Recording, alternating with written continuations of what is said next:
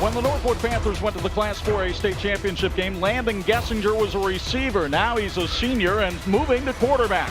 He'll match up against a Jimtown squad that features a number of two-way players, including senior running back and linebacker Nick Weiss. Do the Jimmies have enough to stop All-State receiver DeAndre Smart and top-ranked Northwood? Find out next as we kick off 2017 on the Game of the Week.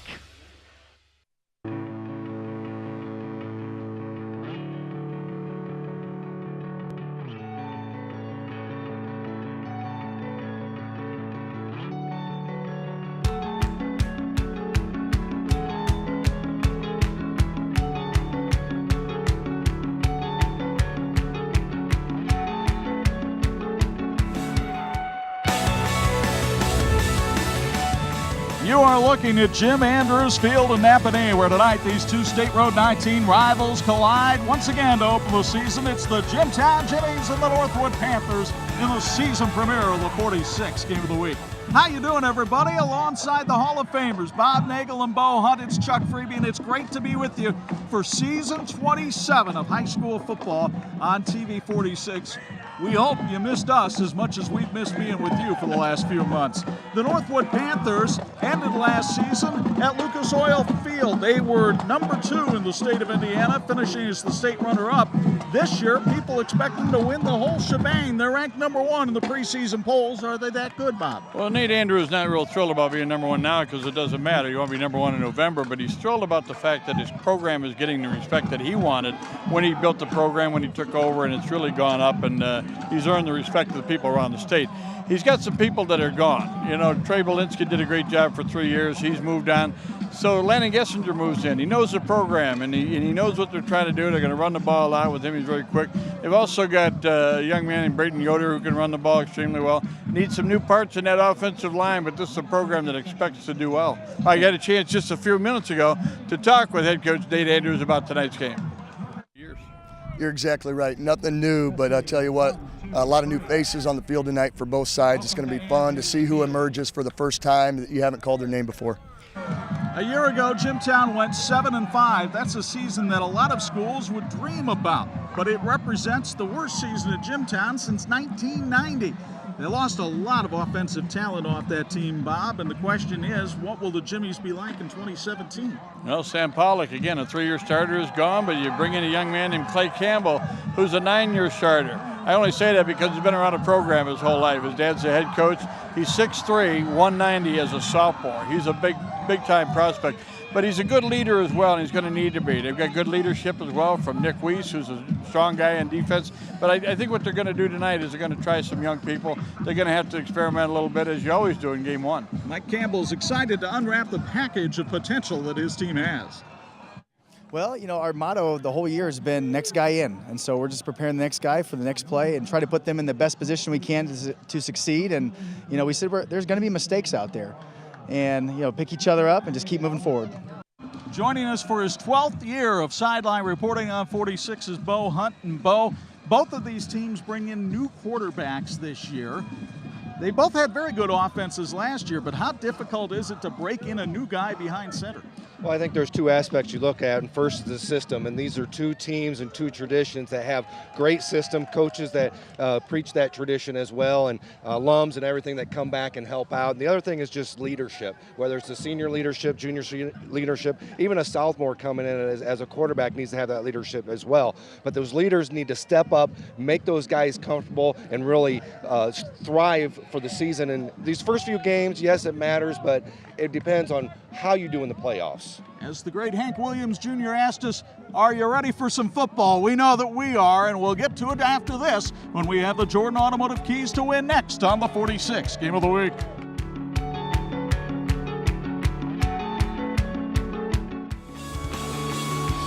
This is the WHME TV 46 High School Game of the Week, brought to you by Indiana Criminal Justice, IU South Bend, TCU, Jordan Automotive Group, Bethel College Admissions, Hawkins Water Tech, Electrical Workers Local 153, Crown Trophy, Bill's Heating, Imagineering Finishing Technologies, Ruoff Home Mortgage, and the IHSAA.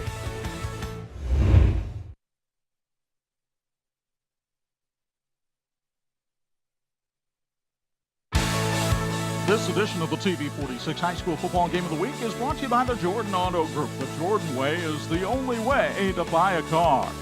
Welcome back to Jim Andrews Field, where they are paying homage to Doc Abel, a longtime legendary figure for both of these schools, Jimtown and Northwood, who passed away during the offseason, and really the founder of both of these football programs, and they will play for Doc Abel's medicine bag. That'll be the traveling trophy now for this game between Jimtown and Northwood, and you could be here throughout this broadcast tonight and not finish listing the accomplishments of Dr. Robert Abel. Outstanding gentleman, a great leader in the community, member of the school board here, and Wani School Corporation, among his many other accomplishments. But the biggest thing is he had a huge heart, would do anything in the world he could for both teams and for the athletes, and just a tremendous guy. We lost him, but you know, Chuck, he was a big part of our broadcast year after year, and he was a big part of the community in showing how much he cared and how important athletics could be to young people, the band members, the cheerleaders, everybody involved. He was just a once-in-a-lifetime type personality. Well, let's look now at our Jordan Automotive Keys to Win. They're brought to you by our friends at the Jordan Auto Group, who remind you the Jordan way is the only way to buy a car. And for the Jimtown Jimmies, they hope to be led tonight offensively by Clay Campbell, their quarterback. But first, we'll look at the graphics here of the Keys to Win. And protecting the pigskin is number one. It sure is. I can't afford to give that ball over to Northwood. They have to adjust to the speed of the game. There's no way for them to duplicate the speed of Northwood in practice with their backups, so they're going to be ready for that tonight. And they've got to finish strong. They've been working hard. They're in great shape. Mike Campbell in his 10th season already with 86 wins and 28 losses. So as we were talking about, Clay Campbell, the quarterback and the coach's son, is going to be one of the key figures of this offense this year. 6'3", 190 pounds. You have often said throughout the week that typically a kid that size is going to play the offensive line at Jimtown, but he's going to be the quarterback, and they think he's got a pretty good arm, and he's got a pretty good guy to hand it off to in Nick Weiss, 6'1", 230 pounds, and a senior. Weiss is not only a very capable offensive player, he's their leading returning tackler on defense. And an outstanding leader, as we said. Watch him work during the week. He's got their team ready, and Northwood's got some special people as well, Chuck. Well, indeed, the Northwood Panthers, and they're going to look tonight to try to set some things going with the players that are on the field returning, and that includes their returning all-state wide receiver DeAndre Smart, 6'3", 181 pounds. Last year, Smart earned all-state honors by catching 59 passes, and he took 15 of them to the house, over 1,000 yards receiving for Smart. Outstanding player, and the keys to win for Northwood tonight. Well, just a moment. Let me talk about Peyton Bear here for a second, because he's a two-way player for this Northwood team. Bear ran for 668 yards last year, but he was also the leading returning tackler on this defense, and he'll need to be a little bit like Nick Weiss tonight in terms of what he brings to the table for Northwood. Now the keys to win for the Panthers. Well, they want to control the tempo of the game. They want to get up and down the field. They want to control the clock and the tempo. They want 100% on 4 to 6 seconds every play. And, you know, 6 seconds is what my coach used to talk about, 6 seconds of violence out there. But give 100% every time the ball's in play, and they got to respond to sudden changes. They saw those last year, but they were able to get through it and come up with the win. Nate Andrews is 28-10 in his fourth season here at Northwood. And Chuck, people wondered if he could get the program moving the way he envisioned it, the way maybe his family had run the program here, and I think he's done a great job here. So it is Jimtown and Northwood for State Road 19 bragging rights. We'll be back with the opening kickoff of this one after this. You're watching the 46 Game of the Week.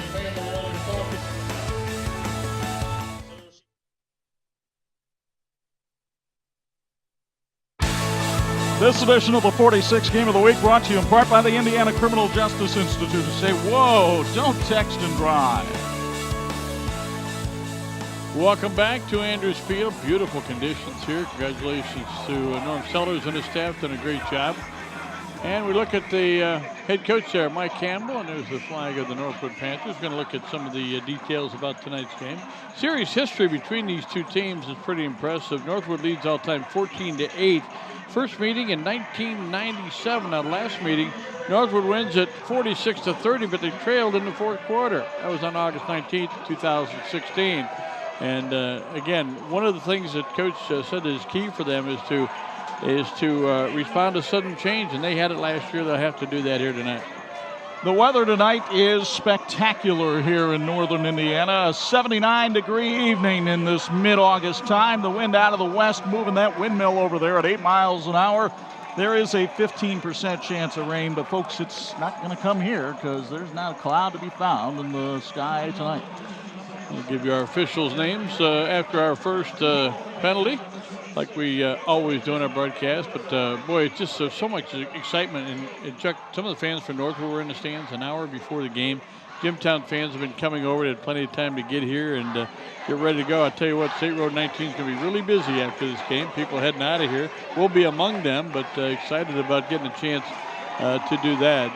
Jimtown going to kick off. They'll have the breeze at their back. They'll also have the sun at their back, which can be a little bit of a problem. But, you know, the receivers for Northwood will be looking back into the clear air the other way. So we'll see what happens there. Chuck? Clay Campbell about to tee it up for the Jimmies. Brayton Yoder is the deep man standing at his 20 for Northwood.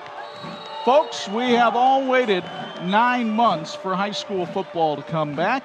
It is here, and we are ready to kick off the 2017 season and our 27th on TV 46. Campbell's boot goes wide and out of bounds, and there's our first flag of the year. That gives us a chance to tell folks who our officials are for tonight's game. Andy Simpson is the referee tonight, and Darrell Kydell, Kevin Mikesel, Bob Parker, and Dave Herbert are the officiating crew tonight. Congratulations to those guys on being dedicated. I tell you what, we have some outstanding officials in our area and around the state. And if you'd like to become one, they could sure use some help, especially at the younger levels. But these guys are ready for their first game, too. And I've talked to the officials this week, Chuck, from other games. They're as excited as the players. Ball is spotted at the 35-yard line, so that's where Northwood will have it 1st and 10 with Landon Gessinger at quarterback. And Brayton Yoder, the all-conference running back, is right behind him. It's Yoder on the carry. No, Gessinger takes it to the outside. And Landon Gessinger tackled by Clay Campbell after a pickup of 9. And a nice first down play for Northwood. So let's look at the starting lineup for the Northwood Panthers tonight. DeAndre Smart, the all-state receiver. Gessinger being moved to quarterback this year. Yoder, the lone running back out there. It's the offensive line that's a concern. Michael Lehman is the only returning starter in that group. 2nd down and 1.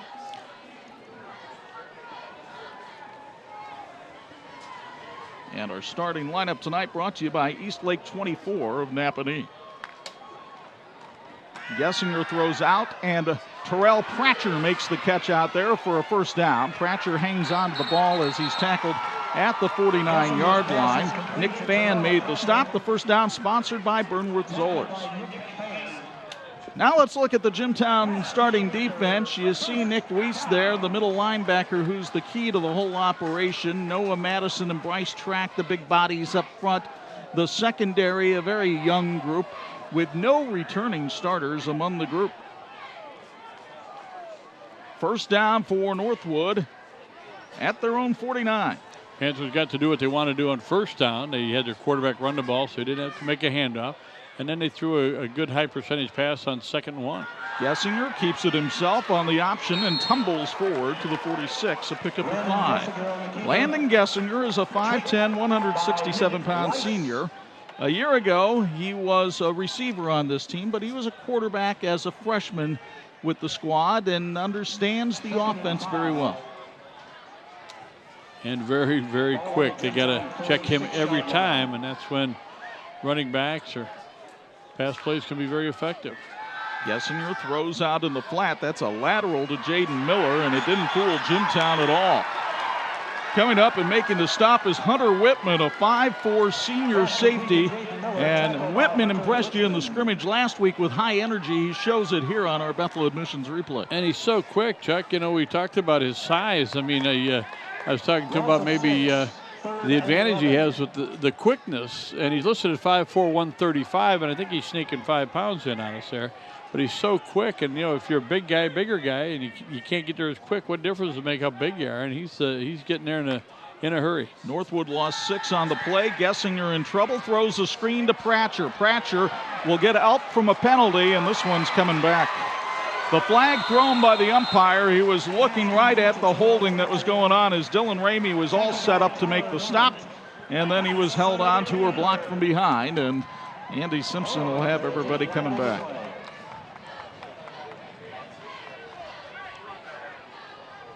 I think they're going to take the yardage, certainly with the wind a factor here in the first quarter. It is a hold against Northwood, and we've got a really good look at it on our Bethel replay. Watch right here. Ramey's all set to make the tackle, but you can't make the tackle if you're not allowed to release your arm from the guy holding you, Brayton Yoder. Folks, they're rivals on the field, but when it comes to pizza, Panther and Jimmy fans agree. Cook's brothers make a mean pizza. Cook's Pizza in Wakarusa and Jimtown Pizza. And Jimtown can feed your whole family or your whole team. Whether you're hungry for pizza, chicken, breadsticks, breaded mushrooms, or ice cream, Cook's Pizza and Jimtown Pizza, the place to go. And they fed our crew tonight. Nice going. That's a winner right there. 3rd and 18. Gessinger to DeAndre Smart at the 45. Well short of the first down. He's taken out of bounds at the Northwood 49. And so the Panthers likely to punt from here, although you never know with Nate Andrews. You never do. See who he's got back there. Gessinger's under center, but he might also be the punter. Well, he did punt one time last year for 47 yards. This was their favorite thing to do out of formation on 4th down last year, was have a bit of a pooch kick. Just in case, Trey Washington dropping back to about his own 35. Now Gessinger lines up a little deeper, so he's got some room. Pooch kicks it, gets a nice roll, and Jimtown will let it roll down to the 26-yard line. They'll take over 1st and 10 when we come back. 8:54 to go in the first. No score on 46.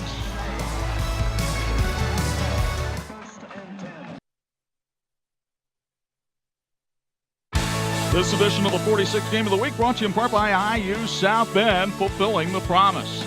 Jimtown, 1st and 10 at its own 26. First possession of the season for the Jimmies. I formation behind Clay Campbell. He'll hand it off to his fullback, pick up about a yard on the play, and that's about it. Not much running room that time for Brandon Trosper, the 5'8 senior who had 14 carries a year ago. He gets 2 yards on the play.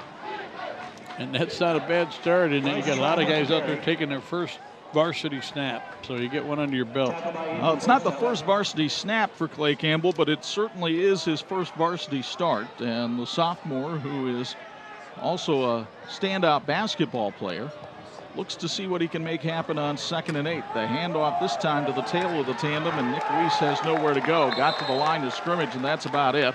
A host of Panthers bring him down, led by Nick Bontrager. Let's meet that Jimtown starting offense. Told you about Campbell. The receiving core, rather inexperienced. Nick Fan led the group last year. And you look at that offensive line, they're in a little bit of rebuild mode too. The only couple of seniors up there are the tackles, Noah Madison and Dylan Ramey. 3rd and 8 for Jimtown. Campbell will go shotgun here. Panthers showing blitz. Campbell will keep it himself and runs into a host of tacklers. Peyton Bear was there to make the stop along with Jason Borkholder. Who is that Northwood defense? Let's meet them. They're brought to you by Napanee Family Eye Care. Will Engel was a junior all-state selection last year at nose tackle. Good linebacker and Bear heading up the core. The defensive backfield has speed to burn with Smart and Pratcher. And a punting situation now for Jimtown, and their quarterback, Clay Campbell, does the punting as well. Pretty good chess match underway here. The wind at their back. Jimtown didn't want to risk a turnover, maybe trying to throw a pass in that situation, so they'll punt the football. And when Northwood gave it up, they were about midfield. DeAndre Smart staring into the setting sun as a howitzer comes his way, and Smart makes the juggling catch at the 35. He got away from one tackler, couldn't get away from the rest, and then a flag comes in. So good punt coverage that time by Jimtown, and likely forced a penalty here from Northwood as well. 44 yards on the punt. Andy Simpson and his crew will talk this one over, and we'll figure out what the penalty is. We have some rule changes this year that we'll be talking to you about. One is you can never clip. Doesn't matter if you're in the line of scrimmage like you used to be able to hit a crackback block, but we'll see what the call is here.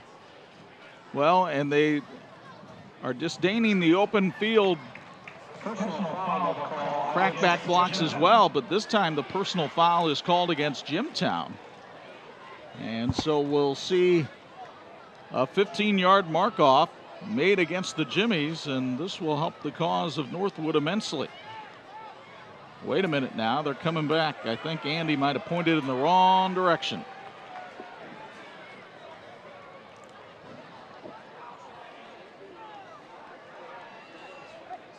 Well, it is a personal foul against Jimtown. Helmet to helmet. Well, that's helmet to helmet, but that would have been on Northwood. And if that's what they threw the flag for, that should have gone against Northwood. And wow. But it's 15 yards against Jimtown. The Jimtown coaches have their hands out to their sides. They're pleading for an explanation. And instead, Northwood's going to have the ball 1st and 10 at its own 49. Well, it's opening night. Everybody's working out the kinks. That's right. This is just about where Northwood had it when they had to give it up last time. Mike Campbell can't believe the call over on the far side. Had a good punt, 44 yards. They gave about 6 on the return, but they had him tucked back there. Landon Gessinger lines up in the shotgun with an empty backfield. So he'll keep it himself, and Jimtown read the play beautifully. Coming in to make the stop from the linebacker position is Brandon Prosper, and the senior who's a member of the weightlifting team. In fact, his dad's the coach of the weightlifting team at Jimtown. Did a little bit of a Gessinger press right here. Lost the 2 yards on the play. Boy, there's some penetration, huh? That's some help from Dylan Ramey. Yep. And a couple of seniors right there. That's the experience that you talk about. And Northwood has been looking at deficit situations throughout the night. It's 2nd and 12. Yoder with nowhere to run. Lucky to get back to the line of scrimmage. Might have picked up 1 on the play. Well, when we talked with Nate Andrews during the week at practices, he said we lost 80% of our offensive line from last year. And that's a rebuilding project right there. And you're seeing some of the flaws in that offensive line early in the night here. 3rd and 12 at its own 47 for Northwood. Let's see if Jimtown pulls the trigger here on something special. Gessinger runs right up the middle, runs over the official, and goes down at the 46. The umpire really made a great stop there. Terrell Pratcher was the guy that came in and made the big hit. You're going to see it right here on the pilot replay. Terrell Pratcher, stand your ground, lower the shoulder. Good pad level by Terrell. And Gessinger had nowhere to go. Cadell got hammered. 4th and 5. Let's see if Northwood decides to go for it here or if they punt it away and play field position. Remember, Gessinger made a pooch punt last time.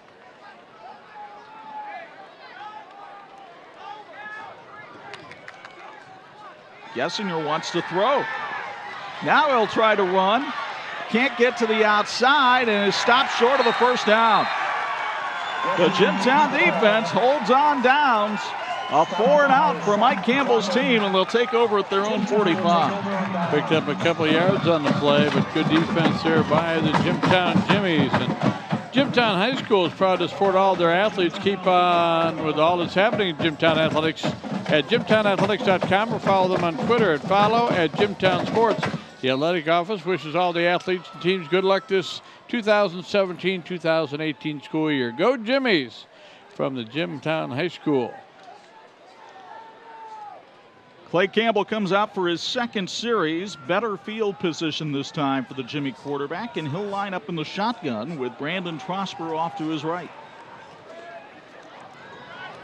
Campbell wants to throw. Gets rid of it quickly, but a little too far up the field for Tony Pletcher to make the catch. It'll be 2nd and 10.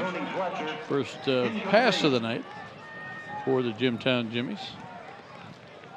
Folks, you got to keep in mind that McCormick Motors is in Napanee, and they're your full-service Chevy, Buick, and GMC dealer.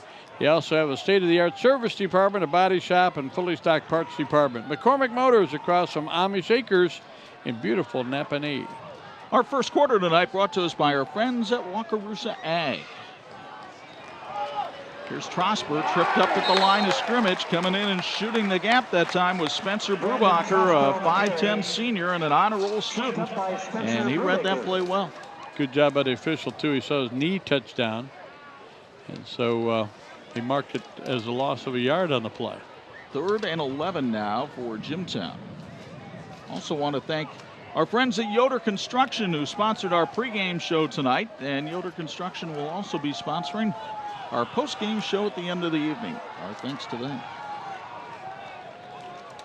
3rd and 11 at its own 44 for the Jimmies. Campbell, low snap. Down he goes. 10-yard loss after the sack that time. It's Brubacher again, who's having a great first quarter. Campbell so far 2 carries, minus 12 yards. And I guess the going pronunciation in Napanee is Brubaker, so we'll go with that for Spencer. That will make it 4th and 21 for the Jimmies. 4th and 21, and Clay Campbell will have to boot it. And again, DeAndre Smart looking right into the sun to field this punt. The defensive effort by Northwood better than their offensive put. Campbell hangs it well over Smart's head, and it takes a Jimtown roll and goes down inside the 10 to the 7. What a punt by Clay Campbell. 59 yards, no return, and Northwood will have to take over deep inside its own territory. Wow, good hang time. He had the wind at his back.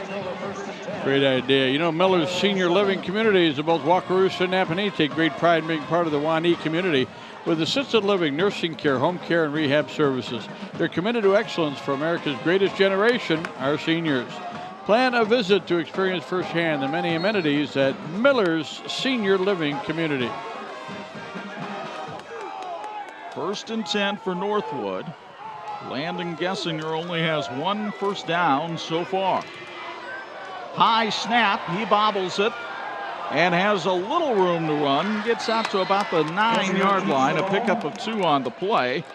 And snaps were a problem for Northwood this week at practice. They were, and you know, it's one thing if it's one here, one there, the inconsistency, and again, it's part of having new people out there. If you see it, Gessinger having to go up, and that disrupted the timing. Sometimes that helps on a play. It didn't necessarily on that one. 2nd and 8. Good adjustment by Gessinger to get the ball and get forward. It's Yoder on the handoff, bouncing off one tackler, has a block.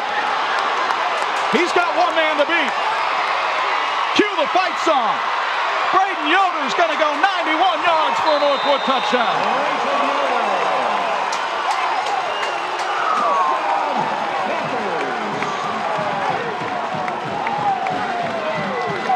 It's brought to you by Persing Tire and Loeb. Ring-a-ling-ling, just call Persing. He is dynamic. Well, I'll tell you what, Chuck, when he saw the gap and put it up the field, 2:10 to go here in the first quarter, and we've got some fireworks and some balloons floating around. He had 16 rushing touchdowns a year ago. He raced for 1,366 yards last year. He gets 91 on that one, and Northwood, as is their wont, will line up for 2. Gives him 91 yards on the night. He had 1 carry for no yardage earlier. Gessinger from the shotgun with Peyton Baird to his right. And Bear will be the lead blocker as Gessinger tries to get to the end zone and does for the 2-point conversion. So with 2:10 to go in the first quarter, Northwood has found a way to fire the first salvo. It's a rocket by the name of Brayton Yoder. And it's a 91-yard missile strike from the senior to put the Panthers on the board, 8-0 on the 46. Game of the week. Wow. Look at the focus. And again, he's got people trying to pursue him, but man, he's just so quick. Nick Fan was the guy in pursuit, but Yoder is one of the best sprinters in track in the area. In fact, there's an injured player at Northwood by the name of Bronson Yoder. They are not brothers. They're not even related. And I asked Bronson this week during practice, during track season, who's faster? And he said, no question, Brayton is. Brayton is faster than Bronson. Yeah. That's pretty quick. Folks, Burnworth Zollers is proud to be serving the Wani area with Chrysler, Dodge, Jeep, and Ram vehicles. Customers receive a big city selection while receiving small town friendliness and quality service they've come to expect. After all, they've been serving Ligonier for 38 years with Ford and Chevy. Check them out at bzautos.com or call them at 773-7878. That's Burnworth Zollers. Kyle Luster will do the kicking for Northwood this year. Luster back for his second season of handling the place kicking duties. Back deep, Nick Fan and Trey Washington. A couple of speedsters for Jimtown. And Luster has to kick into the wind here, so let's see how Nate Andrews has him handle it. It's a squib kick handled at the 31 by Jimtown and returned to the 42-yard line. Seth Crocker with the return that time for the Jimmies. And so good field position for the Jims, but they find themselves in an 8-0 hole. Well, and what a surprise. They went for 2. Hey, Larry and Linda Thompson are part of the Wani community and are proud to support the Northwood Panthers. With locations in both Napanee and Wakarusa, you can depend on Thompson, Loniger, and Yoder Funeral Homes to be there for you and your family in your time of need. Larry and Linda wish the Panthers good luck tonight and throughout the season. So 1st and 10 from the 41 for Jimtown, and now faced with a deficit for the first time tonight. Let's see how that might impact the Jimmy's game plan here. Campbell keeps it himself and loses 3. And again, Brubaker is just having a monster game shooting in from that outside linebacker position. Well, the Jimtown Jimmy's got to, they're getting a big push up front from Northwood. So there's 2 ways to combat that: screen or draw. Get something in between where the linebackers are vacating. But again, you're putting that on a new quarterback in the first quarter of his varsity start. Let's see what adjustments they make. This time you'll see 2 receivers come to the bottom of the screen. It's Nick Fan in the slot, Dustin Whitman wide.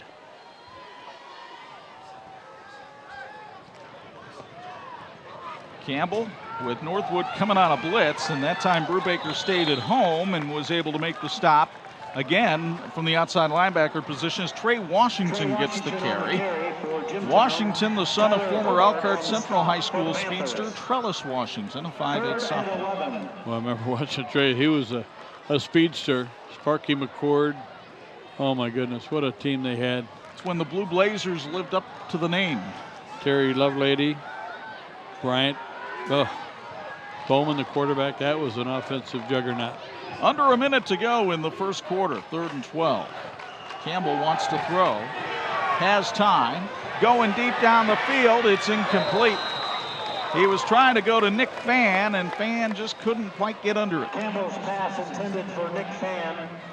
So 4th down, and it would appear as though Jimtown will have to punt for the 3rd time here in the first quarter. Yoder Stutzman Plumbing, Heating, and Air Conditioning has been serving Napanee and the surrounding area since 1969. They're committed to what they do and enjoy serving the public for their plumbing, heating, and air conditioning needs. Yoder Stutzman Plumbing, Heating, and Air Conditioning, building lasting solutions. DeAndre Smart backing up. I'm not sure he even saw the last punt hanging up in the sun. Campbell gets some air under this one as well. Smart goes all the way back to his 10, but makes the catch. Elusive. Finally goes down at the 27-yard line. So a nice punt, good return. 1st and 10 from the 27 with 25.6 seconds left here in the stanza. Another 42-yard punt. By the way, we mentioned the beautiful weather tonight, 79 degrees, the wind out of the west at 8. And our weather tonight brought to us by our friends at the Napanee Apple Festival. That's always a good time. They get right to the core of the matter there. 25 seconds left to go in Northwood, leading 8-0. 1st and 10 at the 23. The last time the Panthers touched the ball, they gave it to Brayton Yoder, and he didn't stop till he got to the end zone. So they try that again. And this time, Yoder's tripped up at the 31 after a pickup of 3. Might have been the same play. Kind of ruined his per carry average right there, didn't he? Nate Anders likes to play at tempo. Let's see if he tries to get one more play off here for the second quarter. He will not. Northwood will just sit on the ball and take an 8-0 lead into the second period of play. The spark provided by the fleet feet of Brayton Yoder, who went 91 yards, got some nice blocking up front by Micah Lehman, and took it to the house. Panthers, ranked number 1 in 4A, have the lead on 46.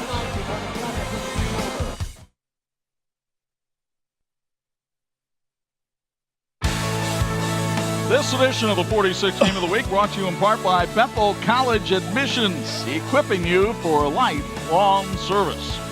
You know who we haven't heard from tonight? We haven't heard from our sideline reporter. Let's take care of that. We've got a new sideline sponsor this year, Bill's Heating. We've got the same sideline reporter, Bo Hunt. Bo, your thoughts on the first quarter? Well, you know, the first quarter usually is kind of a feeling out of each other. Yoder was able to break that long run. They were able to actually get the seal block on that to break him loose right there for the 91-yard touchdown run. You know, still both teams are trying to figure out who they are, what they are as an offense and as a defense as well. And so we'll see here, continue to see here in the second quarter, them to open up the playbook a little bit on both sides of the ball, guys. Do you see anything open for Jimtown right now offensively? Offensively, it's really tough right now at this point. They're trying to get that quick hitter, but basically Northwood's just bringing everybody up at them, and it's really tough for them to get anything on the passing plays. They're just in there so quick. Campbell doesn't have any time to really even make the reads to get the ball down the field as well, guys. All right, thanks, Bo. Second quarter brought to us by Wakarusa Ag. It is 2nd and 7 from the 31. And it looks like Northwood needs to use a timeout because they've got some confusion out there. Timeout sponsored by our friends at Cornerstone Automotive. The Therapy Place in Appanee and Elkhart provides professional and compassionate occupational, physical, and speech therapy through play. They do this to promote confidence and participation and to improve and maintain your child's ability to perform everyday activities and reach their goals. Find out more. Go on the website at Therapy Place, P-L-A-Y-C-E, is therapyplace.com. This is not the only high school football game you're going to see on 46 this weekend. We are starting you off with a doubleheader. Tomorrow night, we'll go down to the banks of the Elkhart River for the 46th Battle of the Mangy Lion, and appropriately it will be on TV 46. Elkhart Memorial and Elkhart Central, they're expecting somewhere between 8,000 and 10,000 people at Rice Field in Elkhart. We can't wait to be there. Show it to you Saturday night at 11 and Monday afternoon at 4:30. Wow. So that's going to be fun because you go to school or you go to work, you come home, you put on a little football. It's the way God intended it to be. 2nd and 7 at the 31. It'll be Gessinger keeping himself on the option and picking up the first down up to the 40-yard line. It's brought to us by our friends at Burnworth Zollers. The tackle was by Seth Crocker. Got out to about the 39-yard line, a gain of 8 yards on the play. That's another Panther. So they spotted at the 39, 1st and 10. Gessinger looking over to the sidelines to get the play from his offensive coordinator, a new one this year, and Doug Odeorn. I like what he's seeing so far. They're over 100 yards rushing, just barely into the second quarter. Gessinger with time throws out to the right side and has his man. That's Terrell Pratcher, who gains 9 yards. It'll be 2nd and 1. Pratcher did not play football last year. He was a basketball player and a track star. He wanted to play football, but at the time his family was living all the way up by Simonton Lake in Elkhart. And just to get to school every day, 45 minutes, and go back, and it was just too much of a grind. Well, the family moved closer to Northwood, and it made it acceptable for him to come out and play football.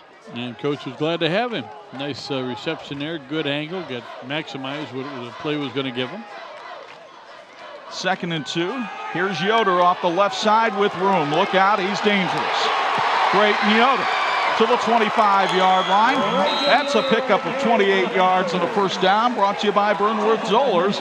And Brayton Yoder, who piled up some big numbers last year on 46, he ran for a school record 251 in the regional against New Haven, and he's on his way to a big night tonight. 126 yards already in the ball game. Of course, 91 of it came on one play, but That helps. It certainly does.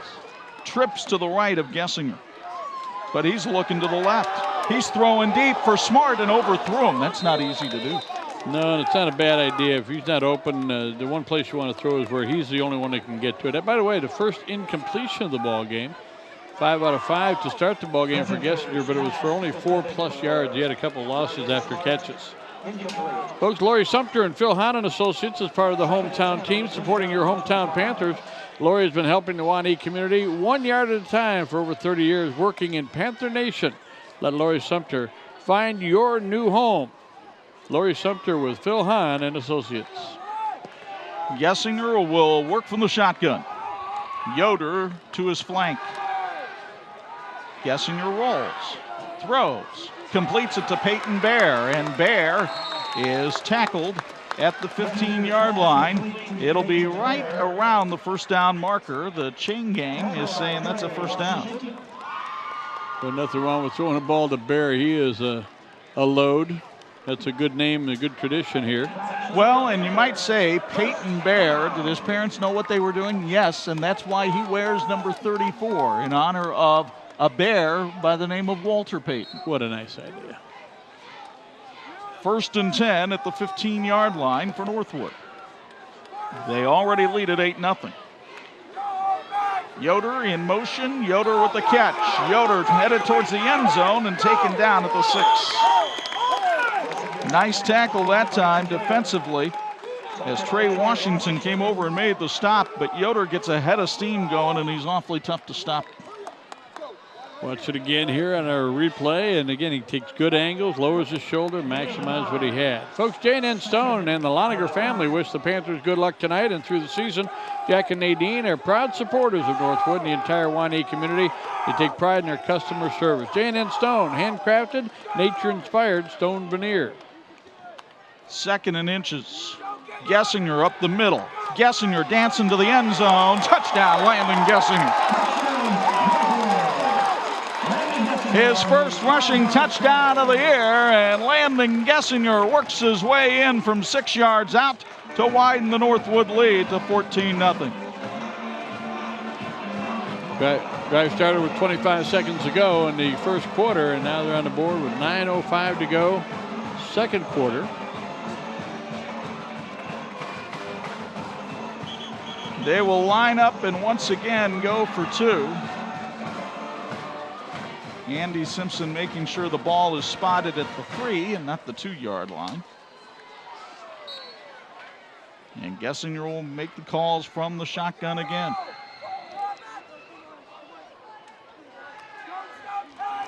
Low snap. Gessinger was able to handle it but did not get to the end zone. And so with 9:05 to go in the first half, Northwood is starting to take command of this one on the State Road 19 bragging rights rivalry. Again, a rushing touchdown. This one from senior quarterback Landon Gessinger, and the Panthers lead at 14-0 on the 46 game of the week.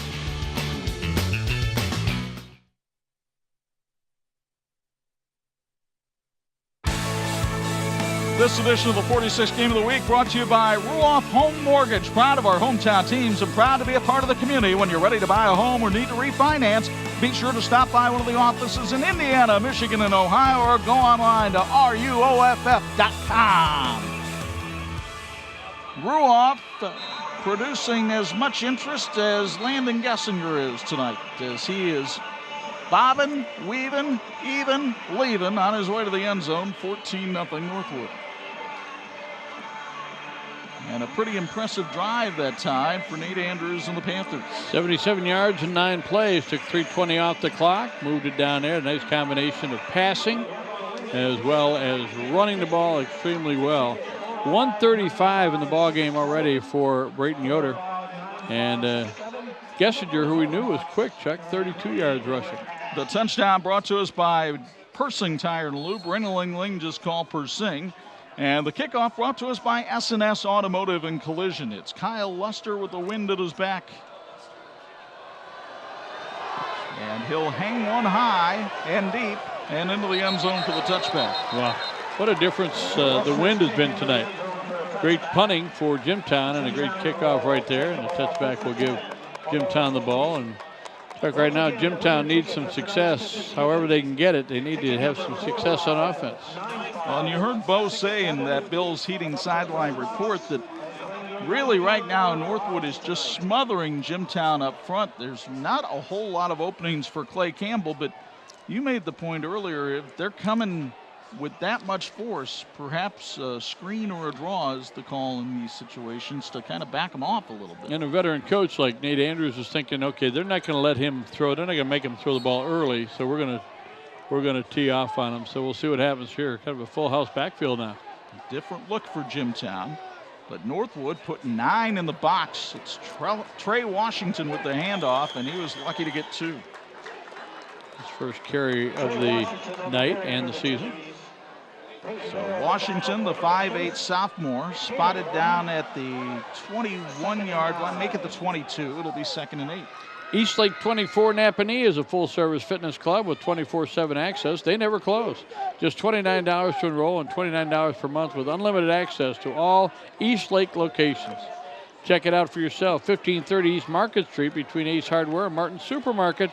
Eastlake 24 of Napanee. Again, 9 in the box for Northwood. Up the middle, Trosper, he battled his way for 4 tough yards to the 26-yard line. Brandon Trosper has been working with another Jimtown product in Ross Bauman to get a little bit stronger, a little bit quicker. And they're really proud of the work that the grandson of legendary Floyd Trosper has put in. You know, you talk about legendary guys in the Jimtown community. Our best wishes and thoughts go out to the family of Jerry Fawley. What a great guy he was in so many different aspects, with his athletic administration, with his teaching, with his officiating, and a great asset to that Jimtown community for many years. Jerry, we'll miss you and remember you well. Handoff up the middle. Trosper is stuffed at the line of scrimmage. Evan Bonney came in and made the hit. Loss of 2 on the play. 4th down and likely another punting situation for Jimtown. I'm not sure the Jimmies have had a first down yet tonight. They have not had one tonight. This is really a pretty good drive in that they had a 3rd down and 4. And again, little victories. They were able to get some success a little bit running the ball. But again, they're looking at a team that you can just see that confidence meter for Northwood is just going up really quickly. And now Campbell has to kick into the wind. He had been kicking so well with the wind at his back, but here he hits one like one of your golf shots. He shanked it, and picking it up at the 36 and running it back to the 27 is Northwood. That's a heads-up play by Nick Bontrager on the punt return. Everybody thought he was going to let it die, and he got 9 valuable yards for his team. And it's going to be a net 5 yards. I think that's one of the things was looking at, Chuck, was it looked like it was bounced around, maybe hit a Northwood player. So I think Bontrager thought, you know what I ought to do? Yeah, I got him on the foot. So Jimtown might have been able to pick that ball up, and look at Bontrager come in. That's a heads-up play. So Nick Bontrager helps preserve the possession for Northwood and give them terrific field position at the Jimtown 26. It's already 14-0 Panthers midway through the 2nd quarter. Coming up at halftime, don't forget, we'll have our Student Athletes of the Week from TCU and halftime highlights and stats on the Quality Window and Door halftime report. Gessinger, quarterback draw, up the middle, shows his quickness and goes down to the 13-yard line. First down brought to us by Burnworth Zollers. And Landon Gessinger, well, speed tends to run in the family. You may remember his brother Bailey, who was a standout here at Northwood. And Bailey now playing at Valparaiso, where he had some kickoff returns for touchdowns last year. Landon shows that Bailey's not the only speedster in the house. And what's amazing is his sister is the best athlete in the family. She's on the volleyball team, which is doing very well here at Jimtown. 1st and 10 from the 13. It's Gessinger keeping it himself, but this time he had nowhere to go. Jimtown was waiting for him at the line of scrimmage.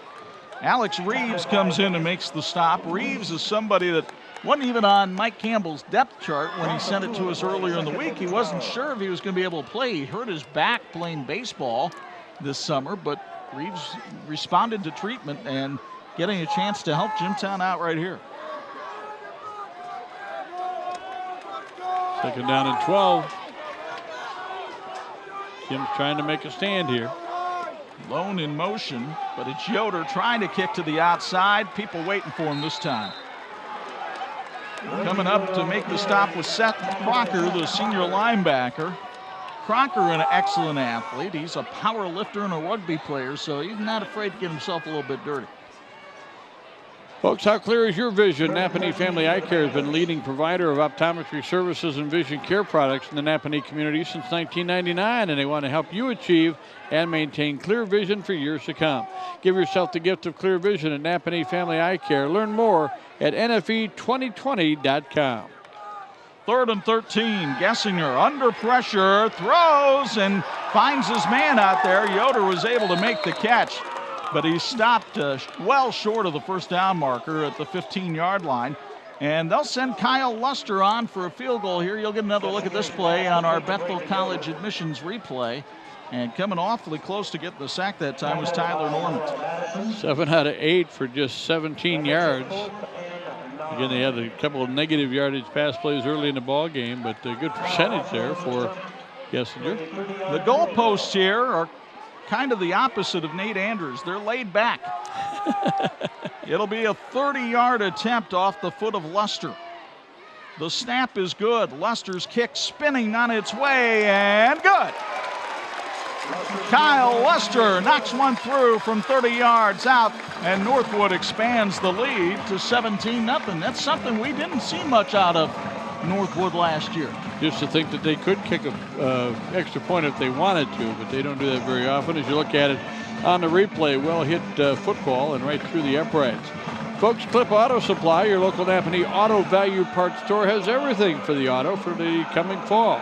Doug and the gang have the knowledge and expertise to get you the parts you need to keep your car or truck running well. At Clip Auto Supply, if it takes gas, they can fix it. Clip Auto Supply. So Luster, a 6-foot, 160-pound junior, knocks home the field goal. It's sponsored by Persing Tire and Lube. Ringling just call Persing. And it being a kick, it's also sponsored by S&S Automotive and Collision. Speaking of which, they're in Wakarusa, specializing in auto body collision repair and restoration. At S&S Automotive, they work with all insurance companies, so you don't have to. Contact S&S Automotive. The number is 862-7924, or you can reach them on the web at ssautowaky.com. So Luster will put the boot to it for the kickoff. He put the last one into the end zone. It's sponsored by S&S Automotive and Collision. All Northwood so far in this one, 17-0. But I do remind you that last year, the Panthers jumped out to a 22-0 lead on Jimtown, only to see the Jimmies take a 30-22 lead to the fourth quarter. And it's hard to say that was a moral victory, that last stop by Jimtown. They held them to 3 points. It's something. Luster's high hanger goes into the end zone again for the touchback. We go downstairs for a Bills Heating sideline report. And Bo Hunt, I'm curious, you had to coach at your alma mater. It's something that both Nate Andrews and Mike Campbell go through. Does that put a little more pressure on a coach when you're coming home like that? It absolutely does, and it's most of the pressure you put on yourself, because you know what you represented when you played at that school. You know what the tradition was like, and you want to come home and you want your fans, you want the alum, you want the whole community to feel that passion that you feel as well. And when you come back and you coach your alma mater, you put so much pressure on you as a coach that nobody else could put that kind of pressure on you. It's really your own induced pressure that you put on yourself, guys. All right, thank you, Bo. Sideline report brought to us by Bills Heating. There's Nick Weiss going up the middle for about 3 yards. Well, Weiss is a big fella, 6'1", 230 pounds, and a senior. We showed his picture in the lineups, and I was remarking before the game, he looks like he's 25 years old. He does, and he's a great leader. Picked up a nice gain there of 3 yards. And again, I say nice game because there just haven't been many gains in the ball game so far. First downs right now, Northwood 7. Jimtown looking for their first. Well, when you look at the starting lineup that Jimtown puts out there, they have 5, sometimes 6 sophomores on the field. on their varsity team. Lots of times these guys be playing on Saturday morning, not Friday night. Here's Campbell trying to air one out, and the catch is made, and a beautiful catch by Tony Pratcher along the sidelines. Terrell Pratcher fell down trying to make the play, and that's the first down of the night for the Jimtown Jimmies. It comes all the way up into Northwood territory at the 45-yard line. 33 yards on the completion. Pretty well thrown ball considering it went into the wind. So a couple of sophomores right here with Campbell and Pratcher. And Pratcher making a nice grab before he flies out of bounds. He's a three-sport athlete. Track and basketball are his others.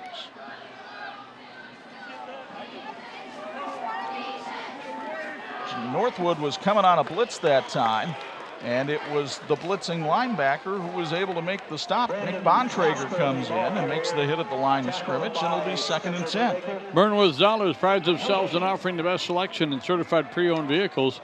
A certified vehicle is as close to new as possible, mechanically and cosmetically, and offers up to a 7-year, 100,000-mile powertrain warranty plus free oil changes.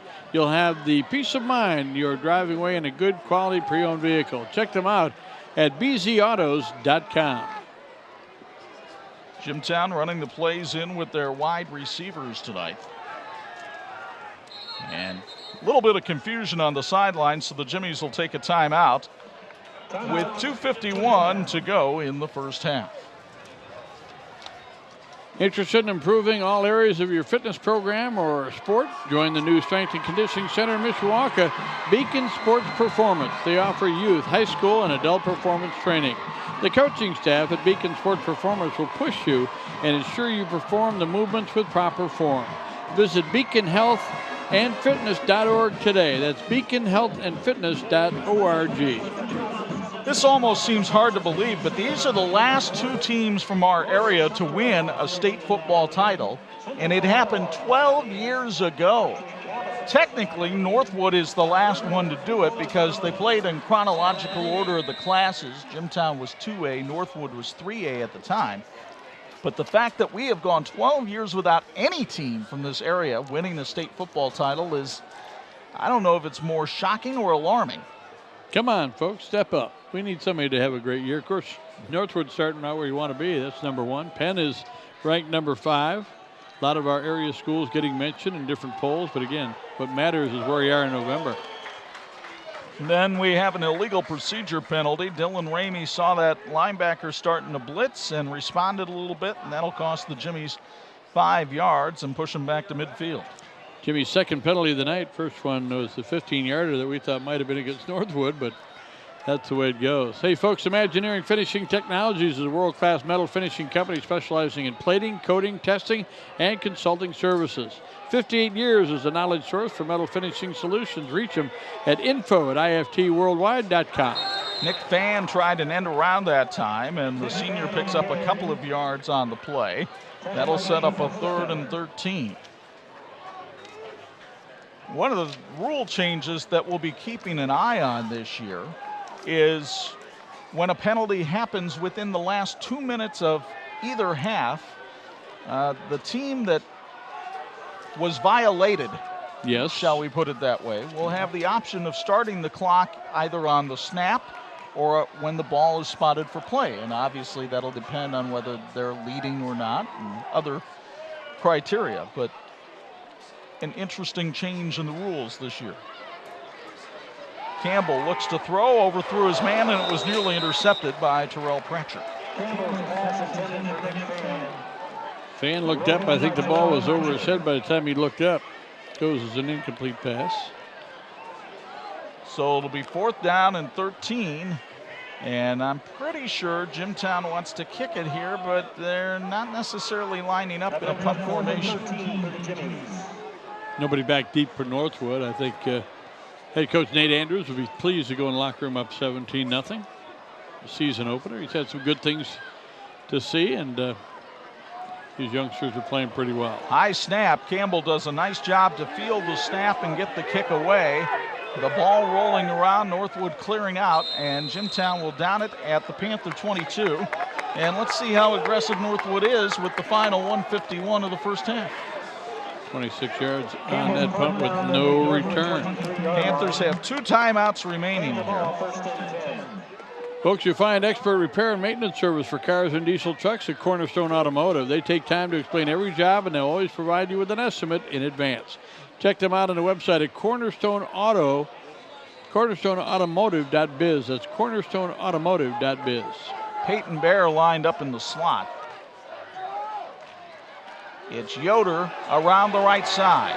Brayton Yoder trying to get out of bounds. Trey Washington did a nice job to bulldog him down, keep him in bounds at the 32-yard line. It's a nice pickup, almost 9 yards, but the clock keeps moving.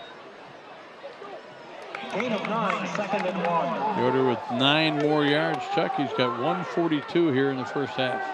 2nd and 1. Yoder again. Quick hitter up the middle. Has the first down, sponsored by Burnwood Solers. Clock will stop as they move the chains up to the 40-yard line. 8 yards on that carry. Yoder last year had 5 100-yard games. He was all Northern Lakes Conference and a member of the Indiana Football Coaches Association Junior All-State team, along with his teammate nose tackle Will Engel. 1st and 10. Guess who? Well, Jimtown guessed and guessed right. Ball pops loose, and the Jimmies might have it. The question is, was Yoder ruled down? I think the official's saying he was stopped, but I don't know if they're going to talk about it. Nope. Jimtown football. And we'll get another look at it on the Bethel College admissions replay. It was Tyler Normant with the fumble recovery. Yoder was trying to get some extra effort going. Still up, and the ball is loose, and Normant came in and scooped up the loose change. I saw the official shaking his head no, but I think the Northwood guys behind him were saying he was down, and he was saying no, that he wasn't. Folks, so you'll be hearing from Bo Hunt here in just a moment at our halftime interview. He's sponsored by Bill's Heating. They've been keeping families and businesses comfortable since 1951. You can relax knowing your family's comfort is their top priority. And Bill's Heating was voted best of the best by readers of the Goshen News. Call Bill's Heating at 533-2079.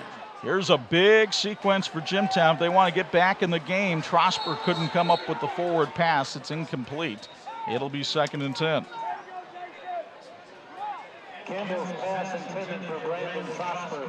They were trying to make it look as though they wanted to go deep and then just find Trosper some short yardage and give him some room to run, but could not execute the pass. 1 out of 5 here in the first half for Jimtown throwing the football.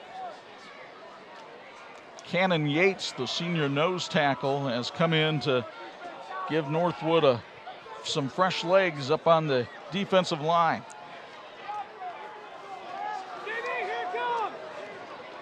They appear to have single coverage up to the top of the screen, but Campbell's looking to the bottom and throws and finds his man. That's a nice catch by Dustin Whitman.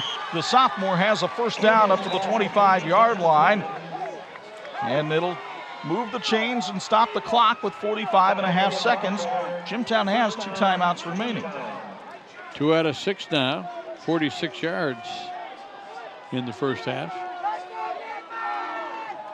Another first down for Jimtown, their second. Now a throw into the flat and nearly intercepted again. This time it was DeAndre Smart who had slipped down and from his knees was trying to make the pick. Couldn't quite do it. TCU's Financial Empowerment Program can help your students develop a game plan for their financial future. With TCU's easy-to-use online tools, students will learn how to save and to spend. Let TCU help them to get to the top of their game by visiting tcunet.com/empower. TCU is federally insured by the NCUA.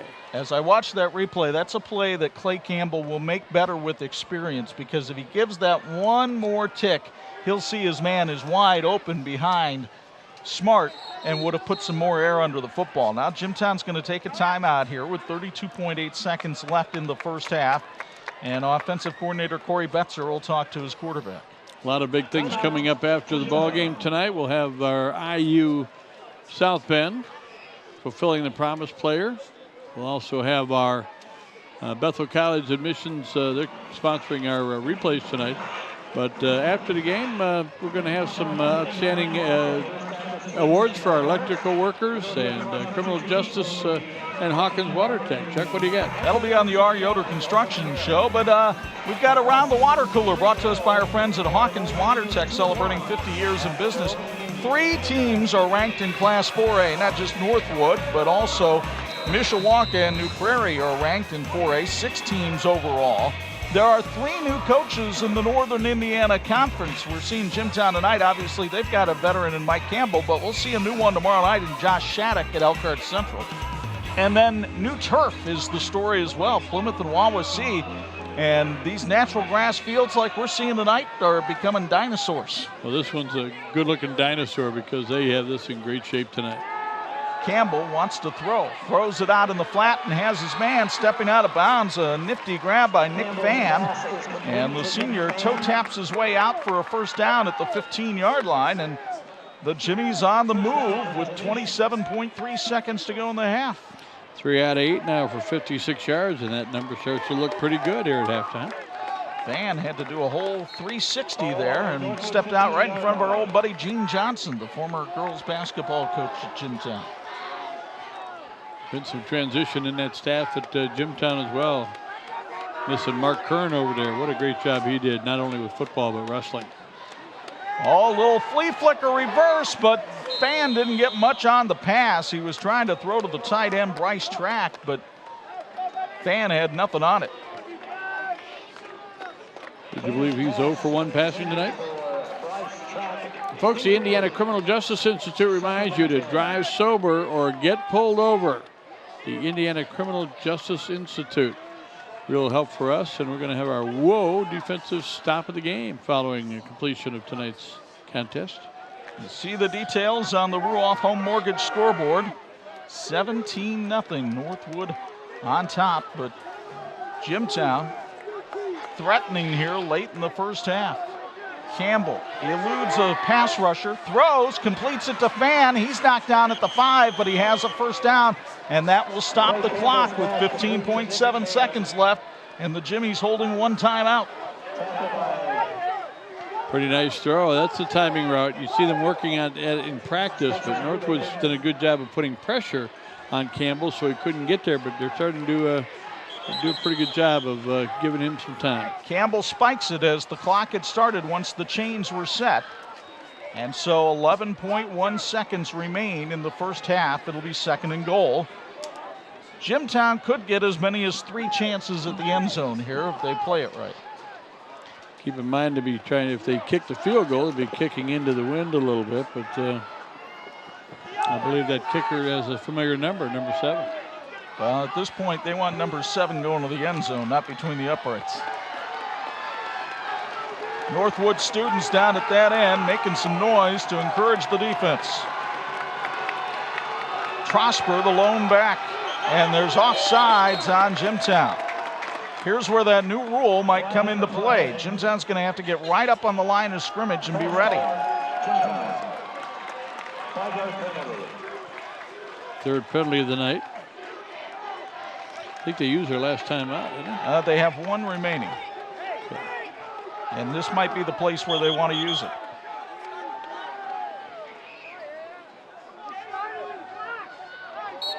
The clock starts, and I'm not sure Jimtown is aware. They're going to have to use a timeout. And again, Jimtown is asking, why is the clock starting? Well, that's the rule change. Well, Chuck, there's been some rules changes this year, and certainly that is one. You pointed that out pretty well. And again, you're looking at one of the things where you say the team that is ahead. Now, new rules this year: blindside block not allowed anywhere in the field. They used to be allowed in the box or on the line of scrimmage. Face guarding is allowed, but you can't have any contact. No one bounce pop-up kicks during an onside attempt. In other words, you can't kick the ball right into the ground. It has to hit at least twice. Home team always wears dark color. That's nothing new. Offended team may start the clock after the penalty. That's what we're seeing now.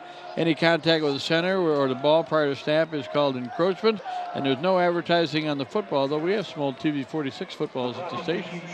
Oh, that's not what they're talking about? No, oh, no. All right. They have not played with any of those. Well, they reset the clock to 11.1, so perhaps the rule was not explained correctly to us. Well, let's say maybe they weren't aware. I'm not sure, but let's see if they try to throw one in the end zone, and then maybe Campbell under pressure Intercepted, and this could go to the house. Terrell Pratcher. Bye-bye. Thanks for playing.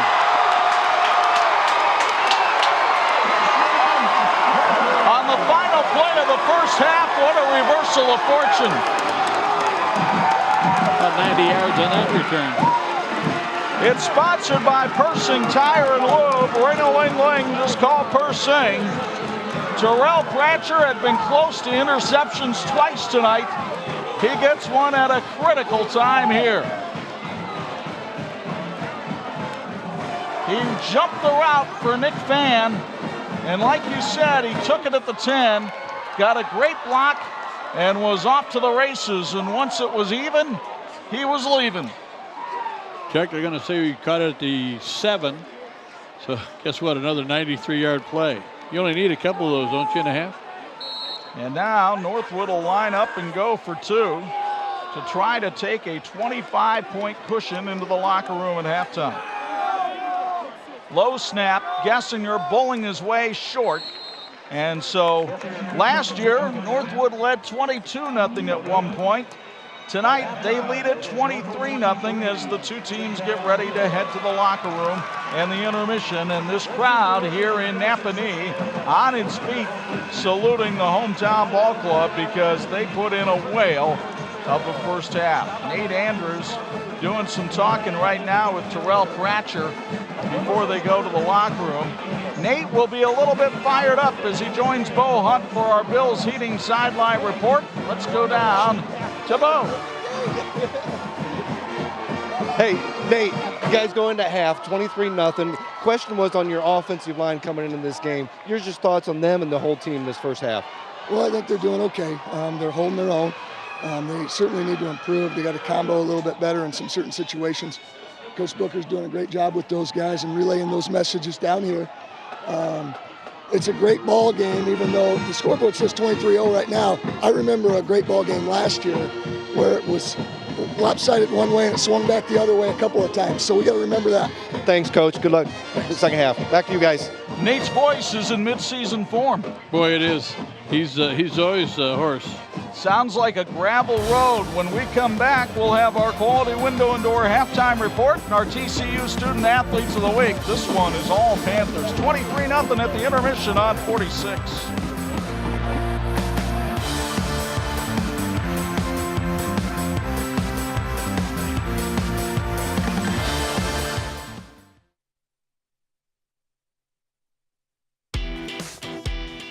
Welcome back to Andrews Field as we get a chance to honor our Student Athletes of the Week, brought to you by TCU.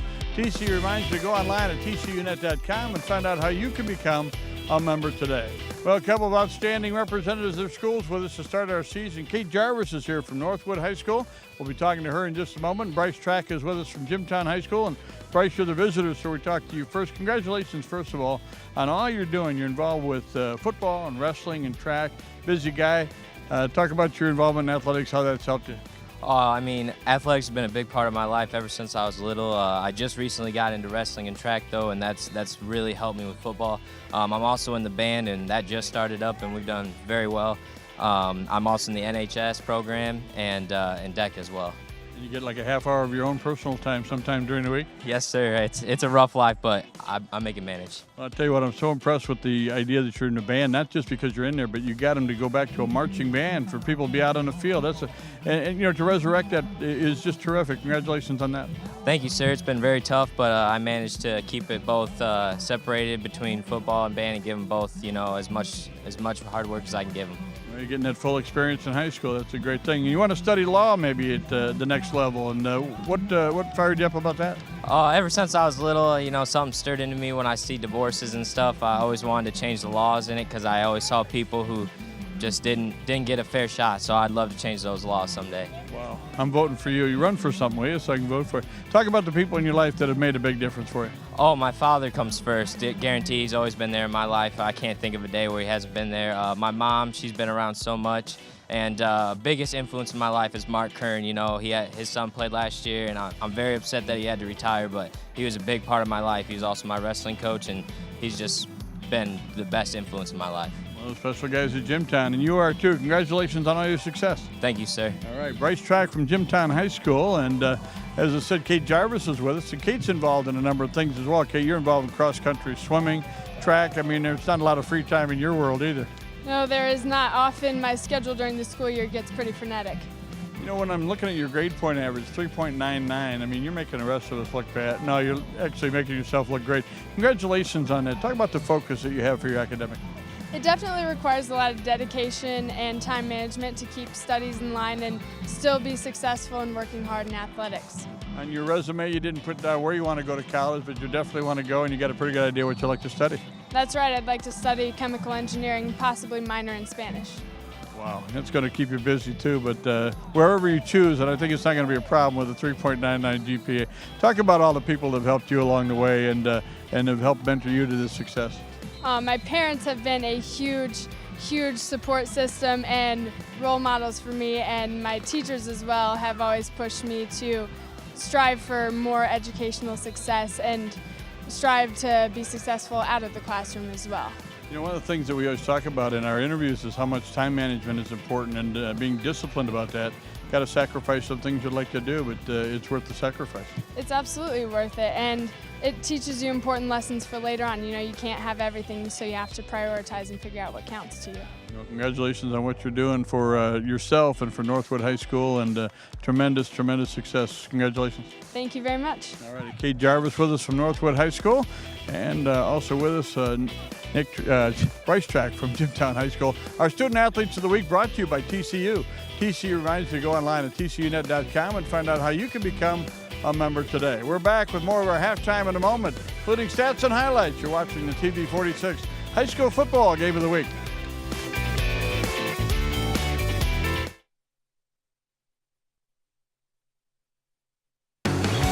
This edition of the 46 Game of the Week brought to you in part by Crown Trophy. They're nationally known and locally owned. Halftime here at Jim Andrews Field in Napanee. And the hometown Northwood Panthers looming about as large as the water tower tonight. They lead it by a count of 23-0 on Jimtown here at the intermission. Chuck and Bob high atop the fray, and very impressive first half for the Northwood Panthers. It was, but a couple of plays made all the difference. The interception and the running play. You know, a lot of Jimtown fans are over there saying, boy, if we would have scored there at the end of the half, we'd have a ball game. They would have. But last year, down 22-0, still plenty of time. Let's show you how it got to be this way at Jim Andrews Field. It was a rather lackluster first quarter until Brayton Yoder took this handoff at his own 9, and he would stop 91 yards later because he was in the end zone for the touchdown. The two-point conversion made it 8-0 Northwood. It stayed that way until the second. Landon Gessinger caps the drive as the quarterback takes it in from 6 yards out. The two-pointer would fail this time, 14-0 Northwood. After a Kyle Luster 30-yard field goal made it 17-0, Jimtown had life when Tyler Norman recovered this fumble. But down to the 5-yard line, Clay Campbell drifts back and has the route jumped by Terrell Pratcher, 92 yards to the end zone. Pratcher with the big pick, and it's 23-0 Northwood at the half, and the stats are about as one-sided as the scoreboard. Well, especially in the running game, Chuck, and very impressive first half for Northwood, 192 yards rushing, only 17 passing, 209 total. Jimtown a total of 62, 66 of that came through the air. They had -4 on the rushing. First downs 8-4 favoring Northwood.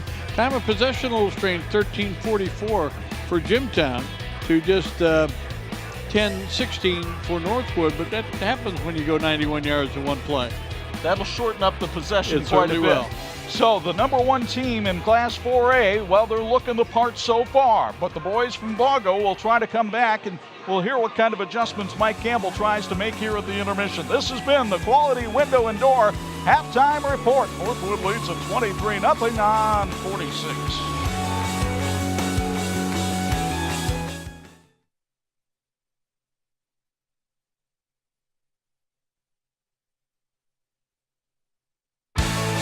This edition of the 46 Game of the Week brought to you in part by Hawkins Water Tech. We know H2O.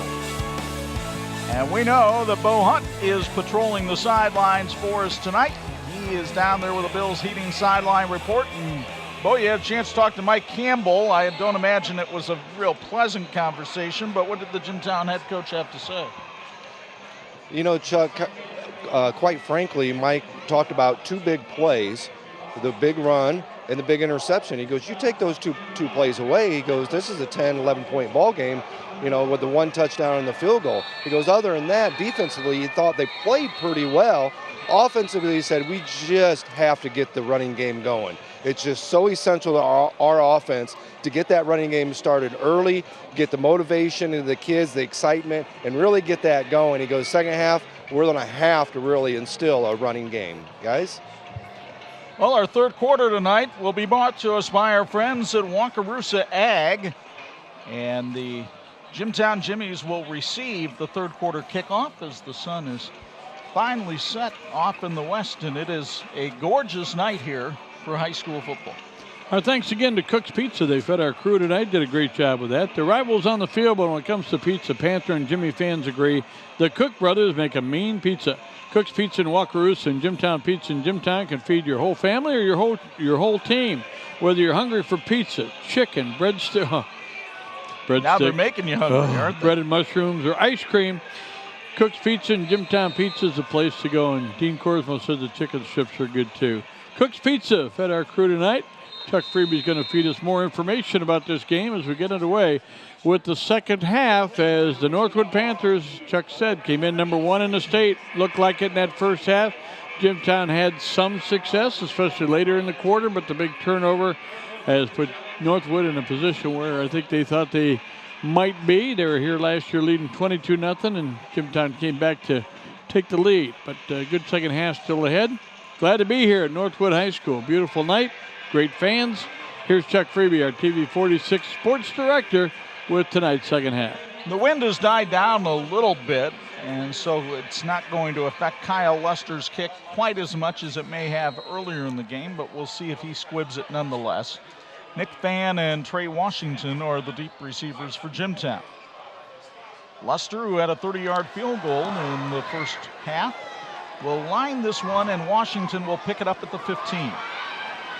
Trey Washington up the middle and crashes into tacklers at the 37-yard line. Good return. Field position has not been the problem for Jimtown tonight. It's been the lack of execution on offense, to be quite frank about it. And that's not as much the fault of Jimtown as it is to praise the Northwood defense for the job that they've done disrupting. Done a nice job creating havoc, especially early on, but saw Clay Campbell get his feet under him a couple times. Let's see if they can keep it going here in the third quarter. Campbell, the 6'3" sophomore quarterback, only threw for 25 yards last year, playing behind Sam Pollock, and he ran for 36. There are not a whole lot of offense coming back on this Jimtown team. Handoff up the middle, and Trosper is stoned at the line of scrimmage. Peyton Bear made the stop. Bear, a young man who's starting to move and lift like a bear a little bit. He benches 315. He squats 535 pounds. That's impressive. That is very impressive. 2nd and 8 at the 39-yard line. Trosper again, the lone back, flanked to the left of Clay Campbell. A juggled snap. Campbell keeps it himself and spins down at the 45-yard line. He'll be looking at the 3rd and 2. It's one of the first times we've seen him be able to do that tonight. Well, he's a big, strong back. You know, being here, you're almost reminded of Skylar Titus. Big, strapping youngster. Took him to a state championship as a freshman. But that's they're going to need that out of Campbell. He's a big, strong runner. Picked up about 6 yards on the play. He'll have 2 receivers. Braden Brubaker and Dustin Whitman flanking out, along with Nick Fan in the slot. But on 3rd and 2, they keep it on the ground with Trosper, and he bangs forward for a first down to the 48-yard line. This is the first rushing first down for the Jimmies tonight. Pretty nice execution coming out. And again, Mike Campbell is a veteran coach now, 10 years at Jimtown, and he's, I'm sure, telling the guys at halftime, look, we don't have to come back and score 50 points here. We just got to get this first play, get positive yards, then get a first down. Perhaps a little bit of a challenge to his offensive line. They're starting 2 sophomores right in the middle there with Blake Gerritsen and A.J. Schneider, who are going up against an all-state nose tackle in Will Engel. It's not an easy task. Campbell was able to fight off Evan Bonney's tackle and pick up about 2 yards there, and it'll be 2nd down and 8. He was minus 16 at halftime. He's minus 7 now with a couple of positive carries. What I really liked about him there is he was kind of being stood up, and he was about ready to take a rip from a linebacker coming in to help, and he got down. You know, live to play another day. You don't. You're a quarterback. You got to make sure you're safe out there. So 2nd and 8 at the midfield stripe. Blitz coming, bad snap, and Campbell will wisely fall on it back at the 40-yard line. Falls on the snap. Live to fight another day, but you're looking at 3rd and 17. We call it a loss of 9, so he's back to minus 16 rushing tonight. Sadly, the center is usually only recognized or called out when something like this happens, so we'll allow the young man to stay in the witness protection program this time. Well, all part of it, but wind at your back. Clay has shown that he can throw the ball pretty well, but this is one of those opportunities. If you're the defensive staff at Northwood, you're asking, can we go after him? Campbell looks to throw. Heaves it downfield, intercepted again. This time it's DeAndre Smart. Smart bobbing, weaving, even. Is he leaving? Not quite, down at the 16. Smart, the All-State receiver a year ago, comes up with the 2nd interception of the night for the Northwood secondary, and you'll get another look at it on the Bethel College admissions replay. Took it at the 40. Good coverage that time, and he could do what you want a free safety to do, and that's just play center field back there. 45 yards on that return. 2nd turnover of the ball game for Jimtown. Both interceptions that were returned for good yardage. So the Panthers are cooking with gas here at the 16.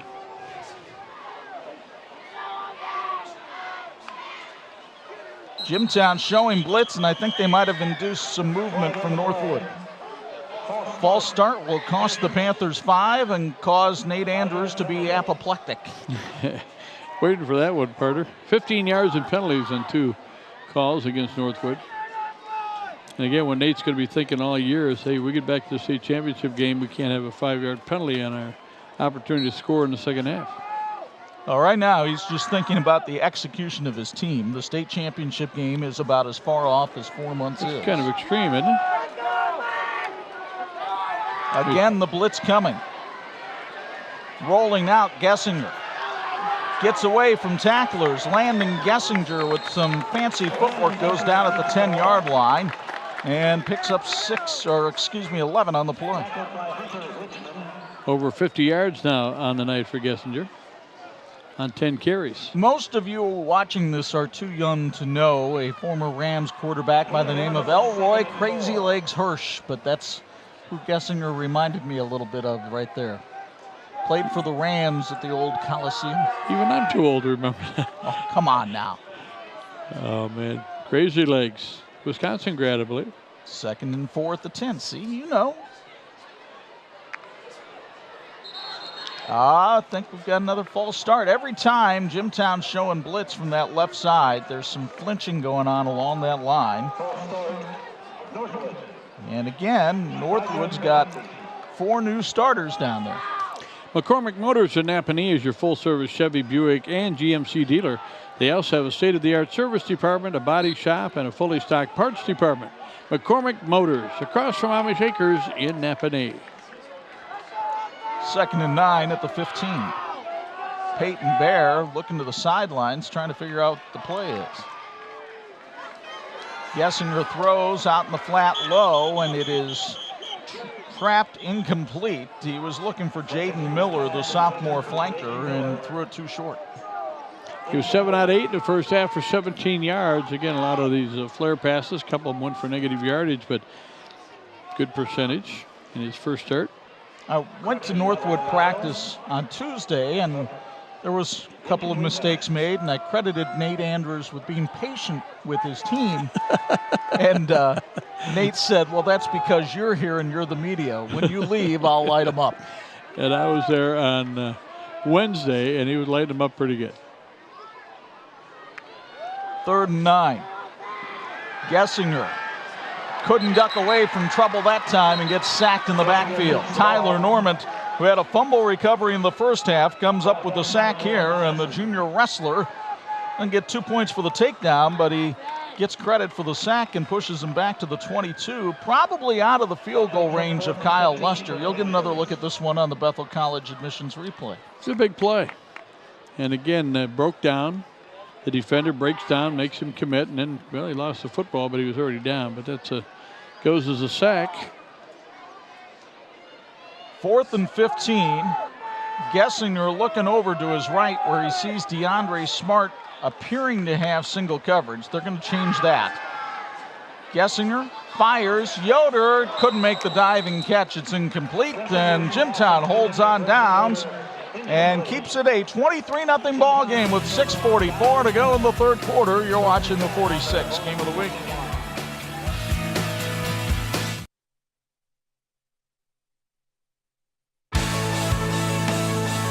This edition of the 46 game of the week brought to you in part by the electrical workers of Local 153. They're making our community brighter.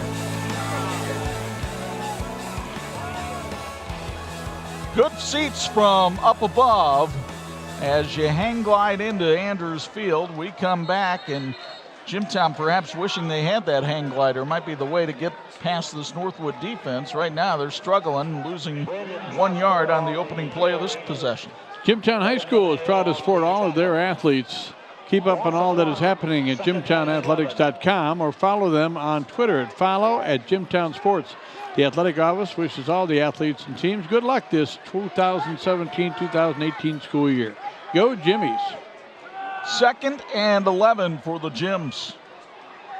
They had a chance to make a ball game of this late in the first half, and a 92-yard interception return by Terrell Pratcher has given Northwood this comfortable cushion, and now anything that can go wrong seems to be going wrong for Jimtown. A false start here will cost Mike Campbell's team 5. False start for Jimtown. 5-yard penalty. The Jimmies realize they have a very young team, 11 sophomores in the starting 22.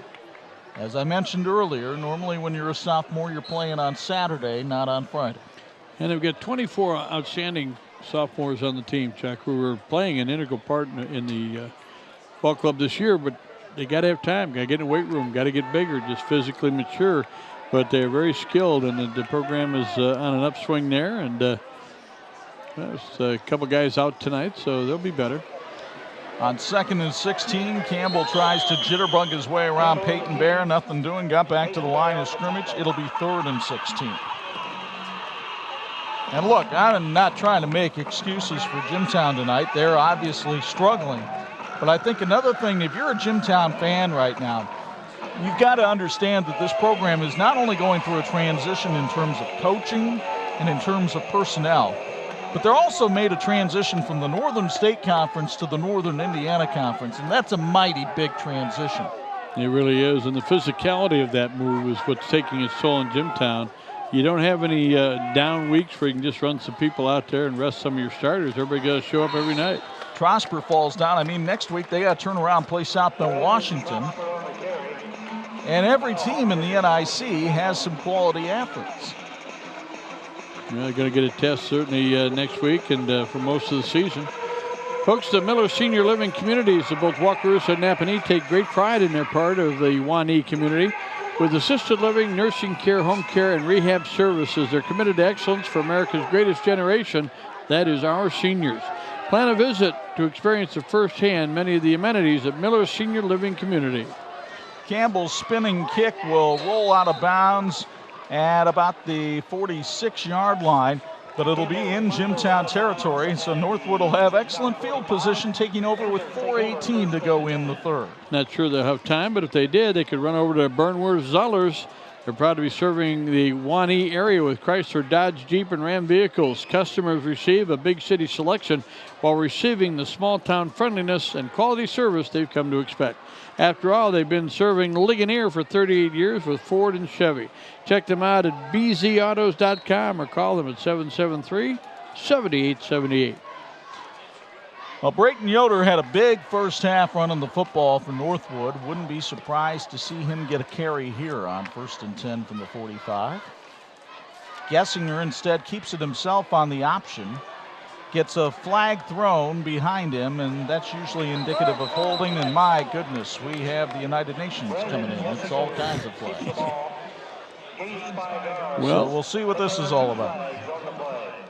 Again, one of the things as the head coach, you're trying to build an attitude of excellence, and it happens. It's got to be on every play, and they've had 3 penalties here in the second half. So, coach will have something to talk about at practice on Monday. So Andy Simpson and his crew still talking it over. Likely 2 violations on the same team, but we've been wrong before. We have a hold called against Northwood back at the 48-yard line, and a face mask called against Jimtown. So offsetting penalties, and we'll do everything all over again. You see, why don't we just re-rack? Meanwhile, you look at Brayton Yoder, and we've told you Bronson is out. He's got a broken wrist, expects to be back in 2 to 4 weeks. Had the surgery last Thursday. But those 2 Yoders accounted for 49% of Northwood's total offense last year. And let me tell you something. Last year, Northwood scored 43 points a game. That was tops in the area. They're on their way to that kind of performance tonight. Gessinger runs to the left side. And Nick Fan finally gets him out of bounds at the 38-yard line, but a pickup of 7 on the play. And Landon Gessinger isn't going to be confused with last year's quarterback Trey Belinsky, who's now at Valparaiso. But he's handling himself very adeptly as the signal caller of this team today. Good fake, and then he was stiff arm there. Got himself an extra couple yards, kept his balance. Belinsky was more your prototypical quarterback. Big, strong, 6'3", had more of a rifle arm, but Gessinger can get the job done. He hands off here to Brayton Yoder. Yoder trying to get around the outside, and then he just puts the pads down and runs right over Hunter Whitman and picks up the first down, sponsored by Burnworth Zollers. Good job on the play by Clay Campbell, playing that corner. He turned the play inside, but pretty good pickup there. Folks, Linda and Larry Thompson are part of the Wanee community and are proud to support the Northwood Panthers. With locations in both Napanee and Wakarusa, you can depend on Thompson, Loniger, and Yoder Funeral Homes to be there for you and your family in your time of need. Larry and Linda wish the Panthers good luck tonight and throughout the season. Gessinger calls the play from the line of scrimmage. Jimmy's trying to seep through there, and Gessinger runs right around him. Goes out of bounds at the 19-yard line, and Landon Gessinger with a first down, sponsored by Burnworth Zollers. You can see why he's a sprinter on the track team. He has some very nimble feet. And he's got himself another nice carry and 69 yards on the night. He's put in some work in the offseason. He's gone and trained, as a lot of area quarterbacks do, with Evan Sharpley, the former Notre Dame quarterback. And he has learned the offense well. Yoder in motion. Gessinger going right up the middle. And he picks up about 4. Good blocking that time by the middle of that offensive line for Northwood. Braden Michael leading the charge that time.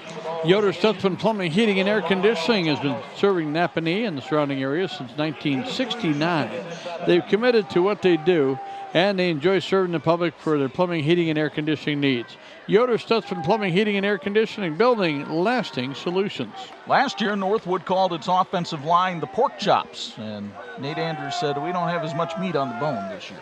Well, maybe cutlets. Yeah. Here's Gessinger to the outside. Clay Campbell knocks him down at about the 9-yard line, but that's going to be good enough for a first and goal.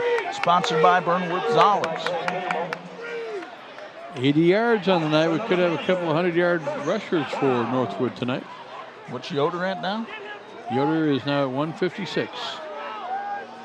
Hasn't touched the ball much in the second half. They haven't needed him to. Nope. Oh, bad snap, and Jimtown has it.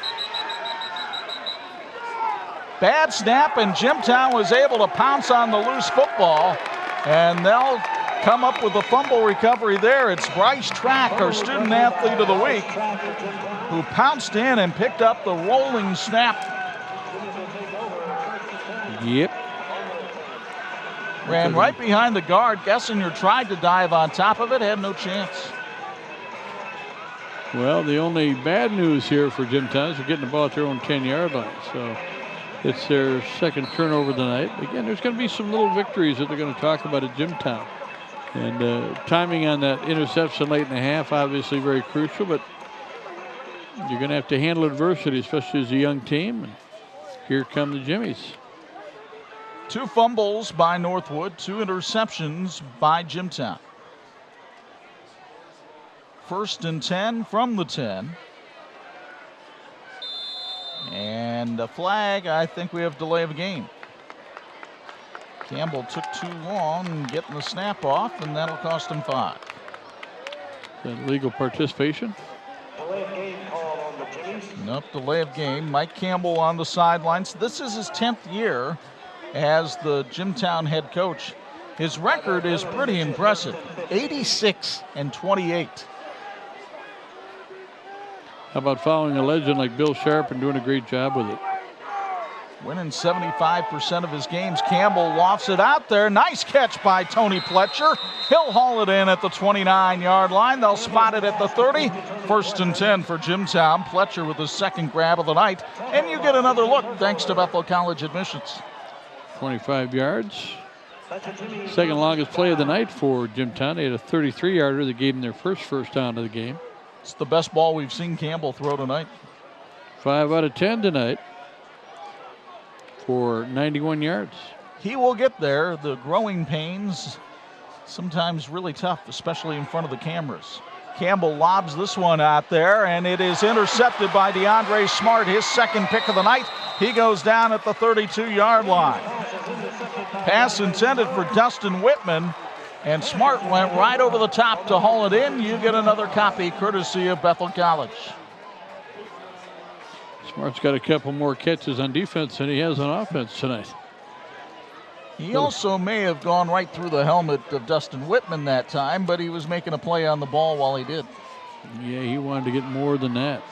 Folks, the therapy place in Napanee and Elkhart provides professional and compassionate occupational, physical, and speech therapy through play. They do this to promote confidence, participation, and to improve and maintain your child's ability to perform everyday activities and reach their goals. Find out more at Therapy Place. That's therapyplayce.com. Gessinger at quarterback. Bad handoff. Ball is loose. I think Gessinger got to it first. And he lost his helmet in the scrum. The play is recovered by Gessinger. Panthers retain possession. Now, I don't know if he has to come out of the game because of that or not. I believe he does. And so Brock Flickinger, the backup quarterback, will be coming in as you get another copy courtesy of Bethel College admissions. They've got a nice soccer program here at Northwood, and you saw a little bit of it right there on that play. Sure did. Love to see the Gyms, they're competing. They're down 23-0. Haven't been able to do much about the halftime deficit, but they're out there participating and really going after them. So here's Flickinger, the sophomore, another bad snap. Flickinger will try to run with it, and he gets buried at the 23 as Dylan Ramey came over and made the hit, and Gessinger will come back in. A new setter coming in the game now for Northwood.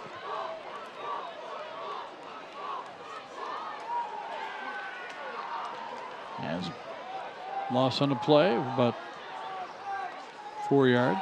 Braden Michael checks back into the lineup after a couple of bad snaps.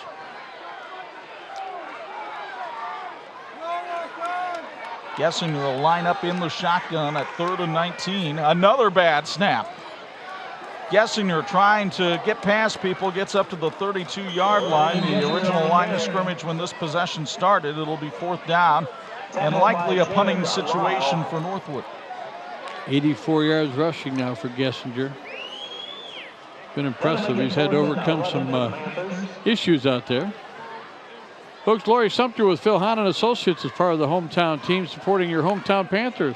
Laurie has been helping the Wanee community 1 yard at a time for over 30 years, working in Panther Nation. Let Laurie Sumter find your new home.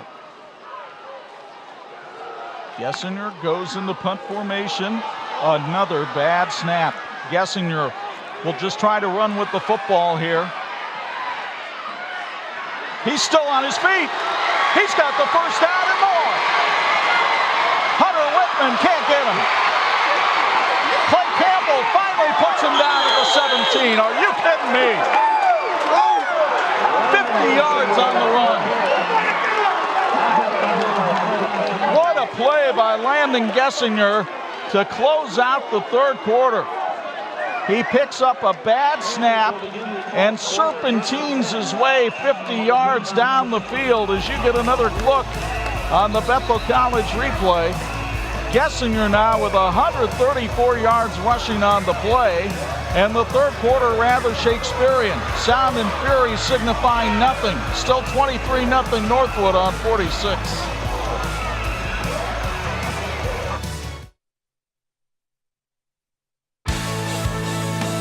And this edition of the TV46 High School Football Game of the Week is brought to you in part by Bill's Heating, keeping families and businesses comfortable since 1951. And we go downstairs for a Bill's Heating sideline report. Bo Hunt, what did you see in that third quarter that stood out to you? Well, the biggest thing that stood out was the ball on the ground an awful lot during that third quarter from both sides, both teams just putting it up in the air, putting it on the ground. Just a little bit of sloppiness out there. I don't know, it's the first game of the year. You're a little bit tired. You're coming in from the second half. You might be tightening up a little bit. Cramping might be going on a little bit as well. And a little bit of mentality, especially with some of those snaps out there. It's kind of like that baseball pitcher who kind of loses control and just can never find it again because that confidence ain't there. And that's what Northwood needs to find right now, guys. Well, Gessinger hands off to Peyton Bear, and Bear gets back to the line of scrimmage, but that's about it. And I agree, very sloppy third quarter on both sides.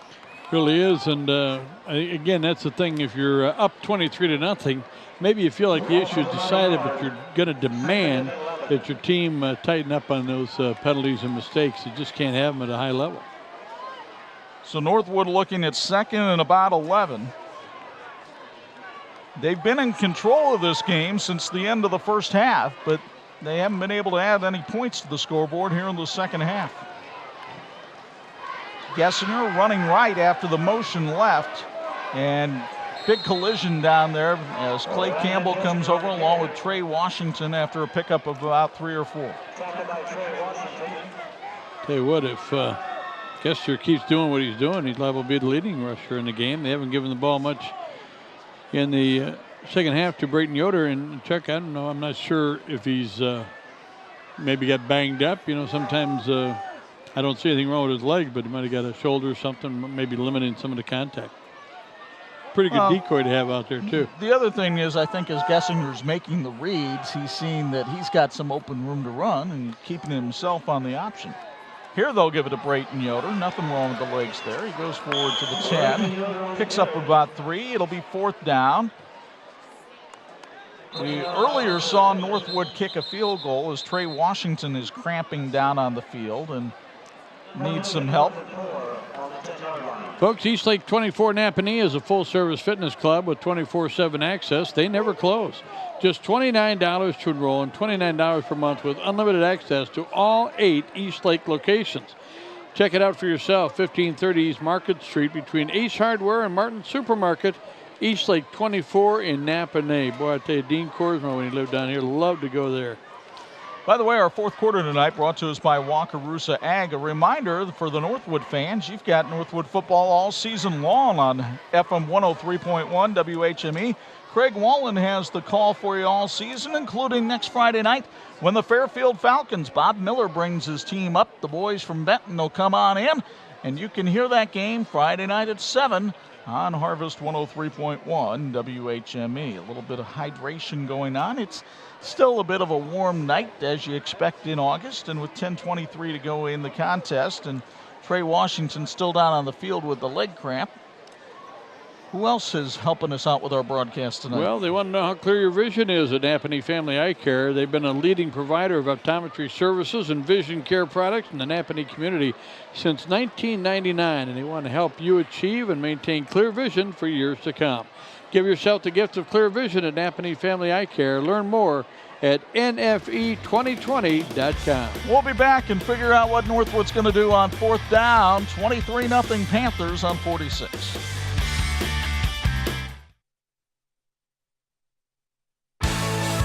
This edition of the 46th Game of the Week brought to you in part by Imagineering Finishing Technologies. The teams in this game are working towards a great finish, and so is the team from IFT, partners with industries including aerospace, automotive, military, and defense.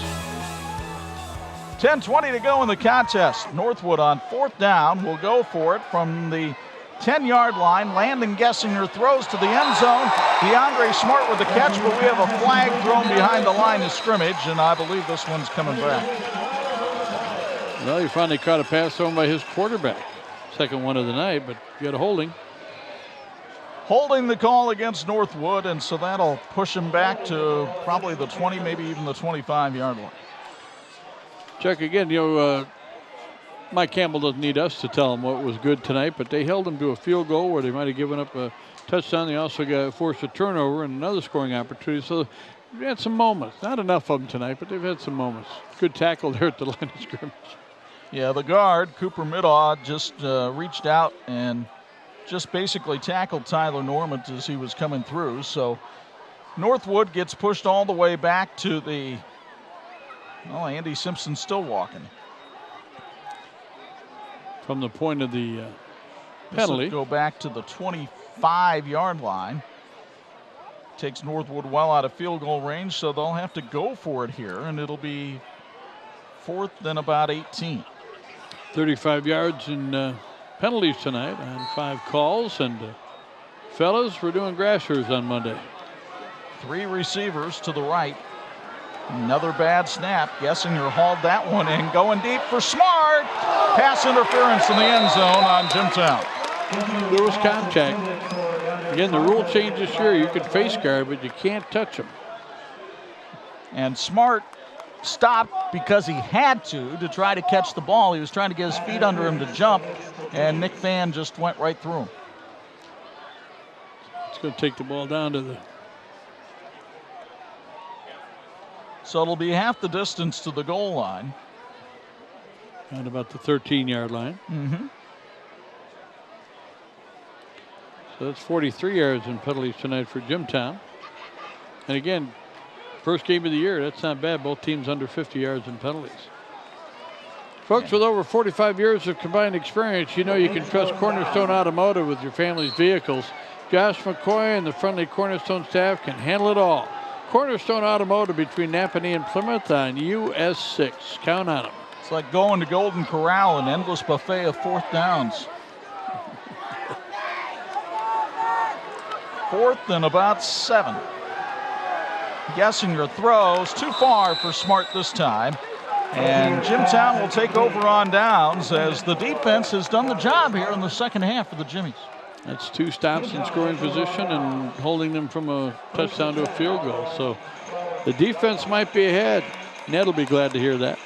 And really, it kind of goes back to what Mike Campbell told Bo when he came out of the locker room at halftime.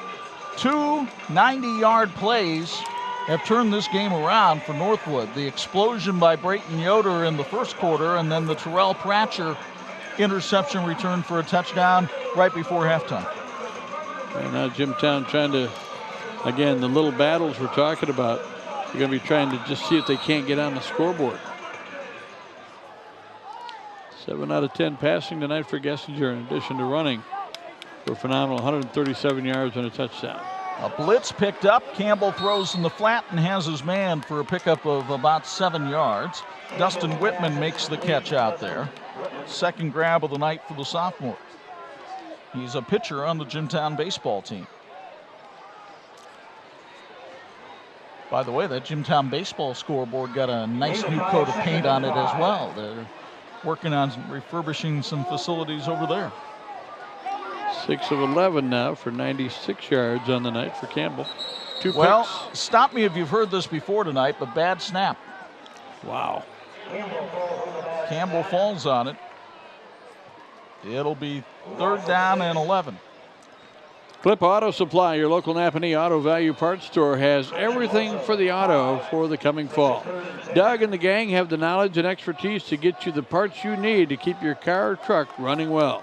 At Clip Auto Supply, if it takes gas, they can fix it. Again, that's Clip Auto Supply.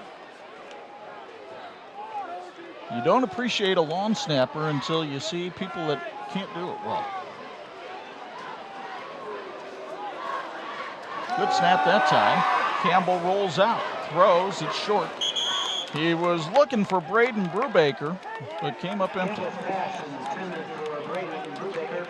21 yards, negative yardage for Campbell running the ball tonight. And Chuck, most of that's just trying to get a snap or get a step. And again, it's been a tough night, but it's a learning curve going on for the Jimtown Jimmies. I think Northwood's a little bit ahead. Their skilled athletes have been really impressive.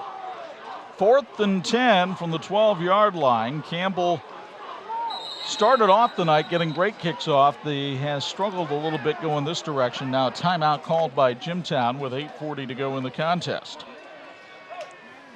Folks, SNS Automotive and Collision in Wakarusa specializes in auto body collision repair and restoration. At SNS Automotive, they work with all insurance companies, so you don't have to. Contact SNS Automotive. Their number is 862-7924. That's 862-7924. Or you can reach them on the web at SS Auto Wakey. That's ssautowaky.com. Look, folks, Uncle Chuck's always honest with you. If you've made it this far, you love you some football. And if you love you some football, you want to be with us Saturday night because we'll have the Elkhardt's battle for the Mangy Lion. Elkhart Memorial and Elkhart Central meeting for the 46th time on 46. They're expecting a huge crowd in the city with a heart. It's always a festive atmosphere. We're looking forward to that one. Blazers have a new coach in Josh Shattuck. Elkhart Memorial's got a talented sophomore running back in Mark Brownlee. Should be fun. You can see it Saturday night at 11 and then Monday afternoon at 4:30 on your home for high school sports, TV 46. Campbell hauls down the high snap and gets off an end-over-end kick, which will hit and take a Jimtown roll and die at the 38-yard line. I believe almost this entire second half has been played in Jimtown territory. 26 yards with no return on that punt. No question about it, partner. And there you see the head coach of the Northwood Panthers, #1 team in the state. But you know, Nate Andrews got them hands on his head because it's still 23-0. That was the score at halftime. We've got about 8.5 to go here in the 4th quarter. He'd like to see his offense get on track again. Nate now in his 4th year here at his alma mater. He's a '96 Northwood grad, went to Ball State. Married, has 3 children, said that's one of the toughest things about being a head coach these days is the commitment that you have to make year-round really limits the time with your family. He hated seeing the kids go back to school this week almost as much as the kids probably hated going back to school. Here's Yoder on a left side run for about 3. Well, his kids might have liked going back, but I know a lot of them probably lamented the end of summer. One of the things I've always noticed about Nate is his wife sometimes, not sometimes, a lot of times will bring the kids out at the end of practice and he'll take them from there. And again, trying to make quality time. And it is a real imposition on coaches. You got to be with kids in weights, off-season training, meetings. 2nd and 7 from the 35. It's Yoder off the left side. Look at him go. Dragging tacklers. 15-yard pickup for Brayton Yoder. Dustin Whitman in on the stop that time. Brayton Yoder, who has been a Northwood Scholar athlete the first 3 years, probably will be this year as well. Had 2 touchdowns in the state championship game this year and has had an impressive start tonight.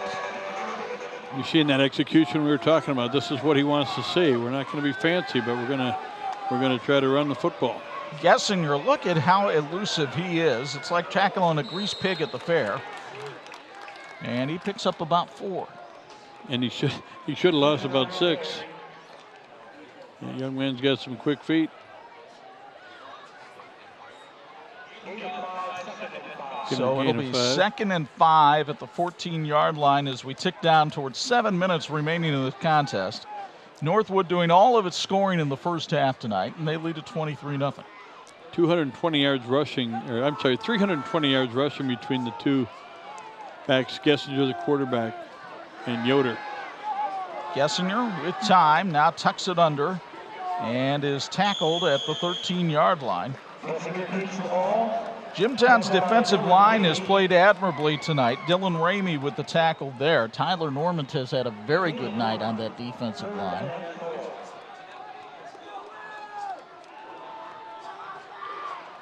They have kept a rather productive offense. Remember, we told you last year Northwood scored 43 points a game. They've kept them in check here in the second half. It's 21 carries on the night for Gessinger. Looking at 3rd and 4. Yoder around the left side has a step to the end zone. Touchdown, Brayton Yoder. It's sponsored by Persing Tire and Lube. Ring-a-ling-ling just called Persing. Yoder with his 2nd touchdown of the night. It's 29-0 Northwood. Pretty effective run, pretty effective blocking. That's what Coach wanted to see. And Northwood will line up and go for 2 again. This isn't rubbing salt in anybody's wound. This is what they do. And if you ask Nate Andrews why he does it, it's because the odds are with you. If you score on 50% of your 2-point conversions, you're doing just as well as you would if you lined up and kicked it. And more times than not last year, scoring 43 points a game, they were on the positive side of that. Gessinger with Peyton Bear to his left. It's Gessinger up the middle. He gets hit hard, but gets in for the touchdown or the 2-point conversion, and it's 31-0 Northwood. The Fleet Feet are getting the job done for Northwood tonight. Landon Gessinger has carried it a lot, and Brayton Yoder has found the end zone twice. And the number 1 ranked Northwood Panthers lead at 31-0 on 46.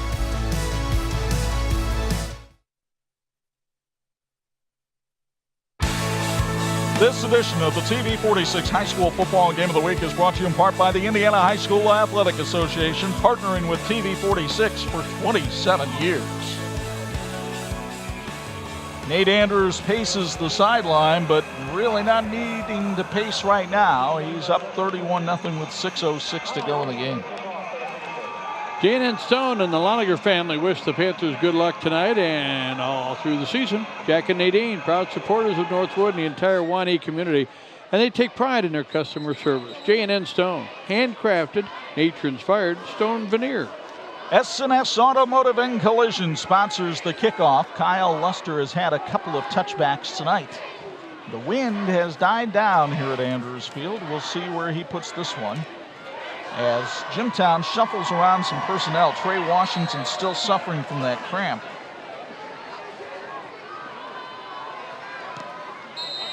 And we have a whistle, and I think Northwood jumped offside on the kickoff. Panthers now with 40 yards in penalties. Most of them been nits and nats. They've had a couple of major penalties, but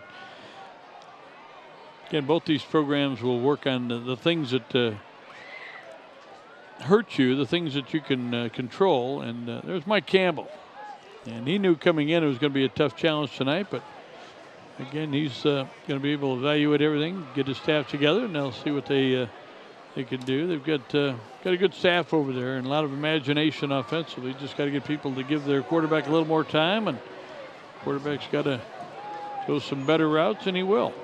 Sophomore Nick Snyder back deep along with Nick Fan to receive the kickoff from Luster. There's Snyder, number 23.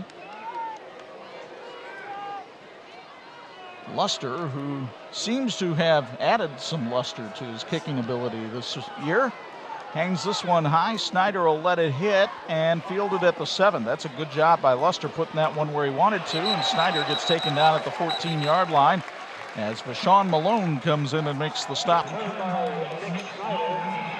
That is a skill, folks, being able to kick that ball and place it and pin a guy in on the sideline. You see it a lot in the college game, not as much at the high school level. Pretty good job. Had good hang time on it. Got it away from the receiver. Had to go over and wait for it to bounce and pick it up. So let's see if the Jims come back out. Let's see if they maybe Campbell's going to be out there again. Let's see. They're going to give somebody else a couple snaps. No, it'll be Campbell. But he's going to get some different backs in the backfield here. And we'll try to pick up who it is. The handoff and an explosive run here for Riley Lundy. And Lundy takes it up to the 29-yard line.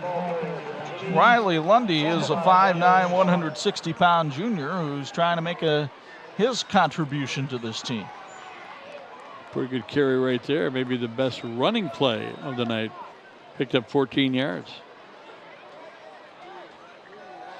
Two receivers to the right.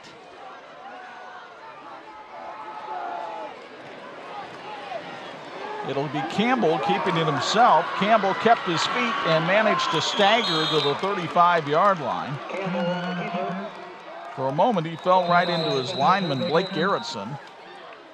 And the officials stopping the clock momentarily just to make sure Campbell was okay. He is. Campbell now is working on, he's got a negative rushing yard tonight. Had a lot to do with some bad snaps, but he's continuing to work out there. 6'3", 190, and a freshman. Well, sophomore now. I'm sorry, freshman. No, sophomore. Northwood showing blitz with Bontrager. Lundy took the handoff, and boy, did he get hammered as he got back to the line of scrimmage. Some cracking and a whacking going on down there as Bontrager came in and made the hit, and he had some help from Spencer Brubaker. Folks, if you're interested in improving all areas of your fitness program or sports, join the new Strength and Conditioning Center in Mishawaka, Beacon Sports Performance. They offer youth, high school, and adult performance training. The coaching staff at Beacon Sports Performance will push you and ensure you perform the movements with the proper form. Visit beaconhealthandfitness.org today. Evan Bonney takes down Lundy at the line of scrimmage. And Jimtown looking at 4th down and 2 from its own 36. Make it the 35. It'll be 4th and 3. I like Lundy's approach, man. He just puts his head right in there and goes. But the defensive line for Northwood has done a heck of a job, as has the Northwood student section. Oh, they had high praise for Bob Nagel. They saw Bob Nagel tonight, and they went wild. A couple of those guys are basketball players. You got to cover? Yeah, we'll be there. Campbell fires too high. He was looking for his receiver, Tony Pletcher. Couldn't make the connection, and Northwood will take over on downs.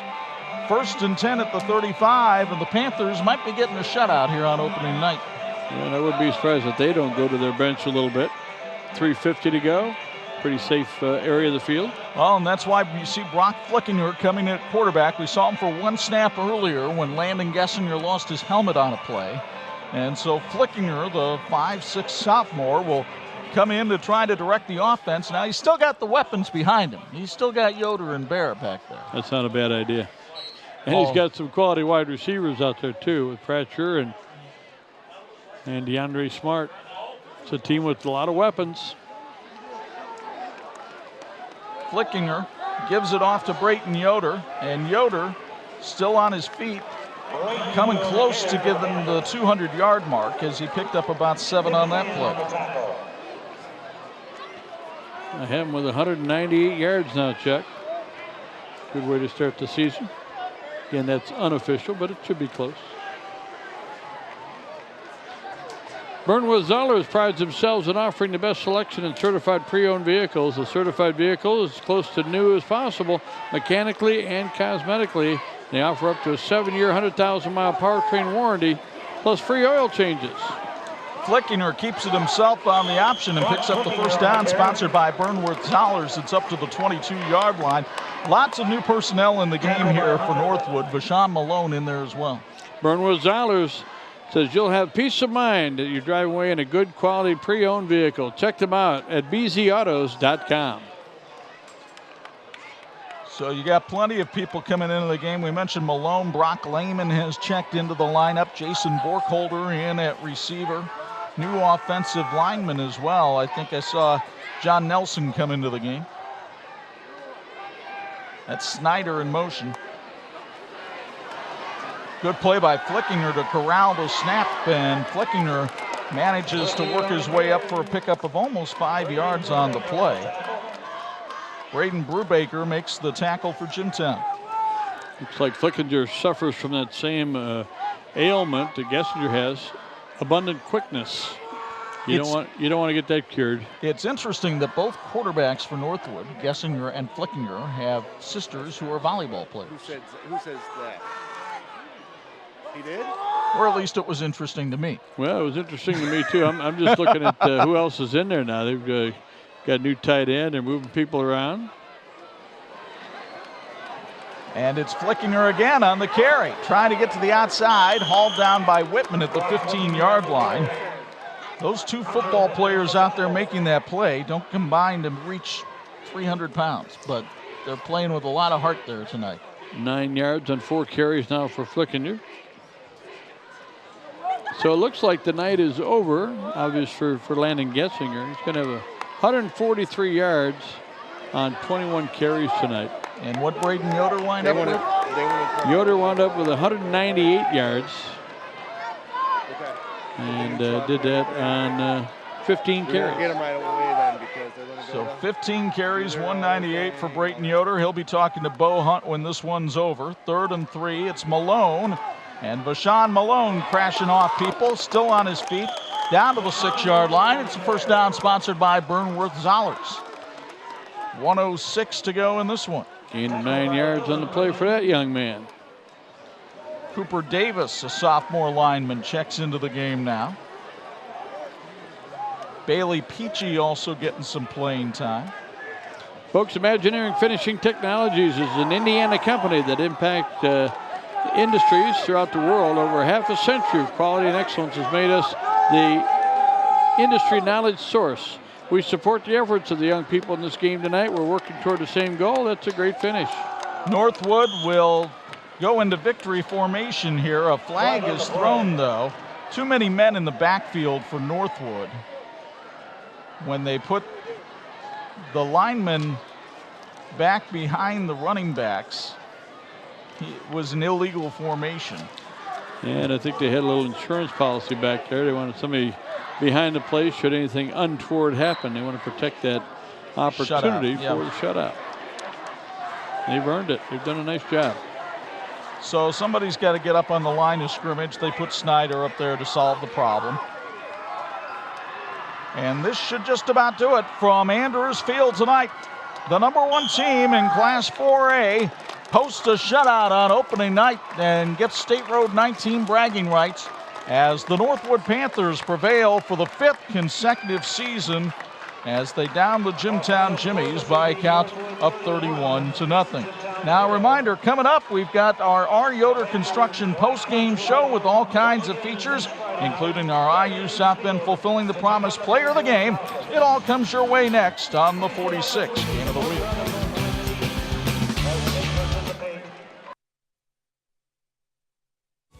Thanks for watching the WHME TV 46 High School Game of the Week, brought to you by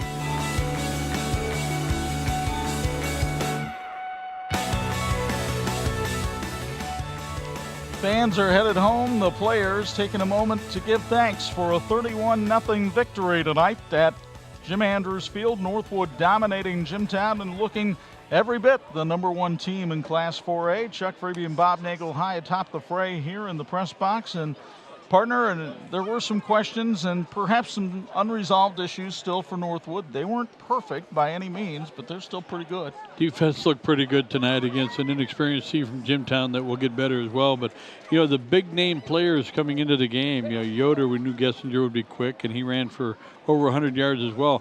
But the wide receivers who caught maybe as many passes from Jimtown as they caught from their own quarterback tonight were very explosive, and there are a lot of big plays in this game.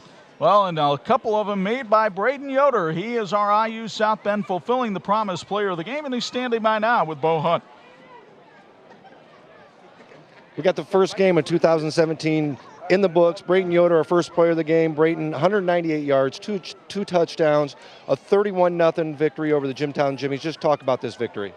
It was a really special victory for us seniors, going out and winning it for Doc Abel and his medicine bag. And it was just a really big goal for our seniors to go 4-0 against Jimtown in our career. And so I think we accomplished that. We really stepped up, but there's obviously a lot of things that we can improve on. But I'm really proud of the way that we stepped into the roles that are missing from last year. Talking about improvement, you guys are ranked #1 in the state, but I know that doesn't mean anything to you guys right now. But what do you guys need to prove on moving forward? Like Coach Andrew said, being ranked #1 is just preseason, and we have to live up to that ranking. But I think that our skill guys can have better route demeanor, and I mean, just taking care of the football. We were pretty sloppy with it tonight, but we got the job done, and there's always another week to get better. You have a new quarterback in this year, but Landon did a great job tonight. Again, just talk about his leadership. He's really stepped into that huge role that we lost with Trey, and he's really given us another dimension to the game by being able to run the ball like he did tonight, and he did a really good job. I mean, there's ups and downs to our first game, and like Coach Andrew said, expect the unexpected, because the first games are crazy, but I'm really proud of the way that he did, and it's very promising for the future. Brayton, congratulations. I'll let you get back to your teammates. Thank you very much. Back to you guys. As you follow these players, always interesting to see their level of maturity increase as they go from freshman to senior year in high school, and you certainly see that with Brayton Yoder. And he made a great play offensively with a 91-yard run, but our electrifying play of the game from the electrical workers of Local 153 came on the defensive side of the ball. Well, what a big pick this was, especially late in the first half. It looked like Jimtown was going to be able to get in the end zone and maybe make a game of it, but, well, put it in the hands of the defender, and a couple of good cutbacks, a couple of good moves, and all the way to the house. And you know, that's just the kind of talent they've got at those wideouts, and Pratcher did a great job. Terrell Pratcher with our electrical workers electrifying play of the game, the 92-yard interception return that quelled Jimtown's last legitimate scoring threat. And then we had our whoa stop of the game. These people driving home, they will not get stopped as suddenly as Darryl Kadire was able to stop a running back tonight. Who's Darryl Kadire? Well, he was the umpire of the game tonight, but he's going to make the big hit here. I tell you what, these guys take a beating, and when you think about it, he put his head down, tried to maybe protect himself, but down he goes, but he got right back up. He'll be a little stiff tomorrow. I want a little bit better form. He had the pads nice and low, but he's got to keep the head up. And you got to put those arms, you got to wrap up. So that's our Indiana Criminal Justice Institute whoa stop the game. Well, this is not nearly enough football for this weekend. So let's go on over to Elkhart tomorrow night and have the battle for the Mangy Lion. Doc Abel's medicine bag, though, is going to stay here in Napanee and be in the trophy case for the Northwood Panthers. They win it by a count of 31-0. And thanks to our 46 crew, Crazy Dean Korsmo back in the director's chair with help from the usual suspects. Matt Kowalski and Tom Tahara doing the graphics. Mike Doherty was here engineering. And yes, I think we might even see the bubbly one, Champagne Tony Beltran, in there as well. Reminder, more high school football tomorrow night at 11 when Elkhart Memorial visits Elkhart Central in the 46th battle for the Mangy Lion. You'll see it here on your home for high school sports Saturday night at 11 and Monday afternoon at 4:30. From our broadcast partners, the Hall of Famers, Bo Hunt and Bob Nagel, Chuck Freebie. Once again, the final. Northwood 31, Jimtown 0. So long from the north side of Napanee.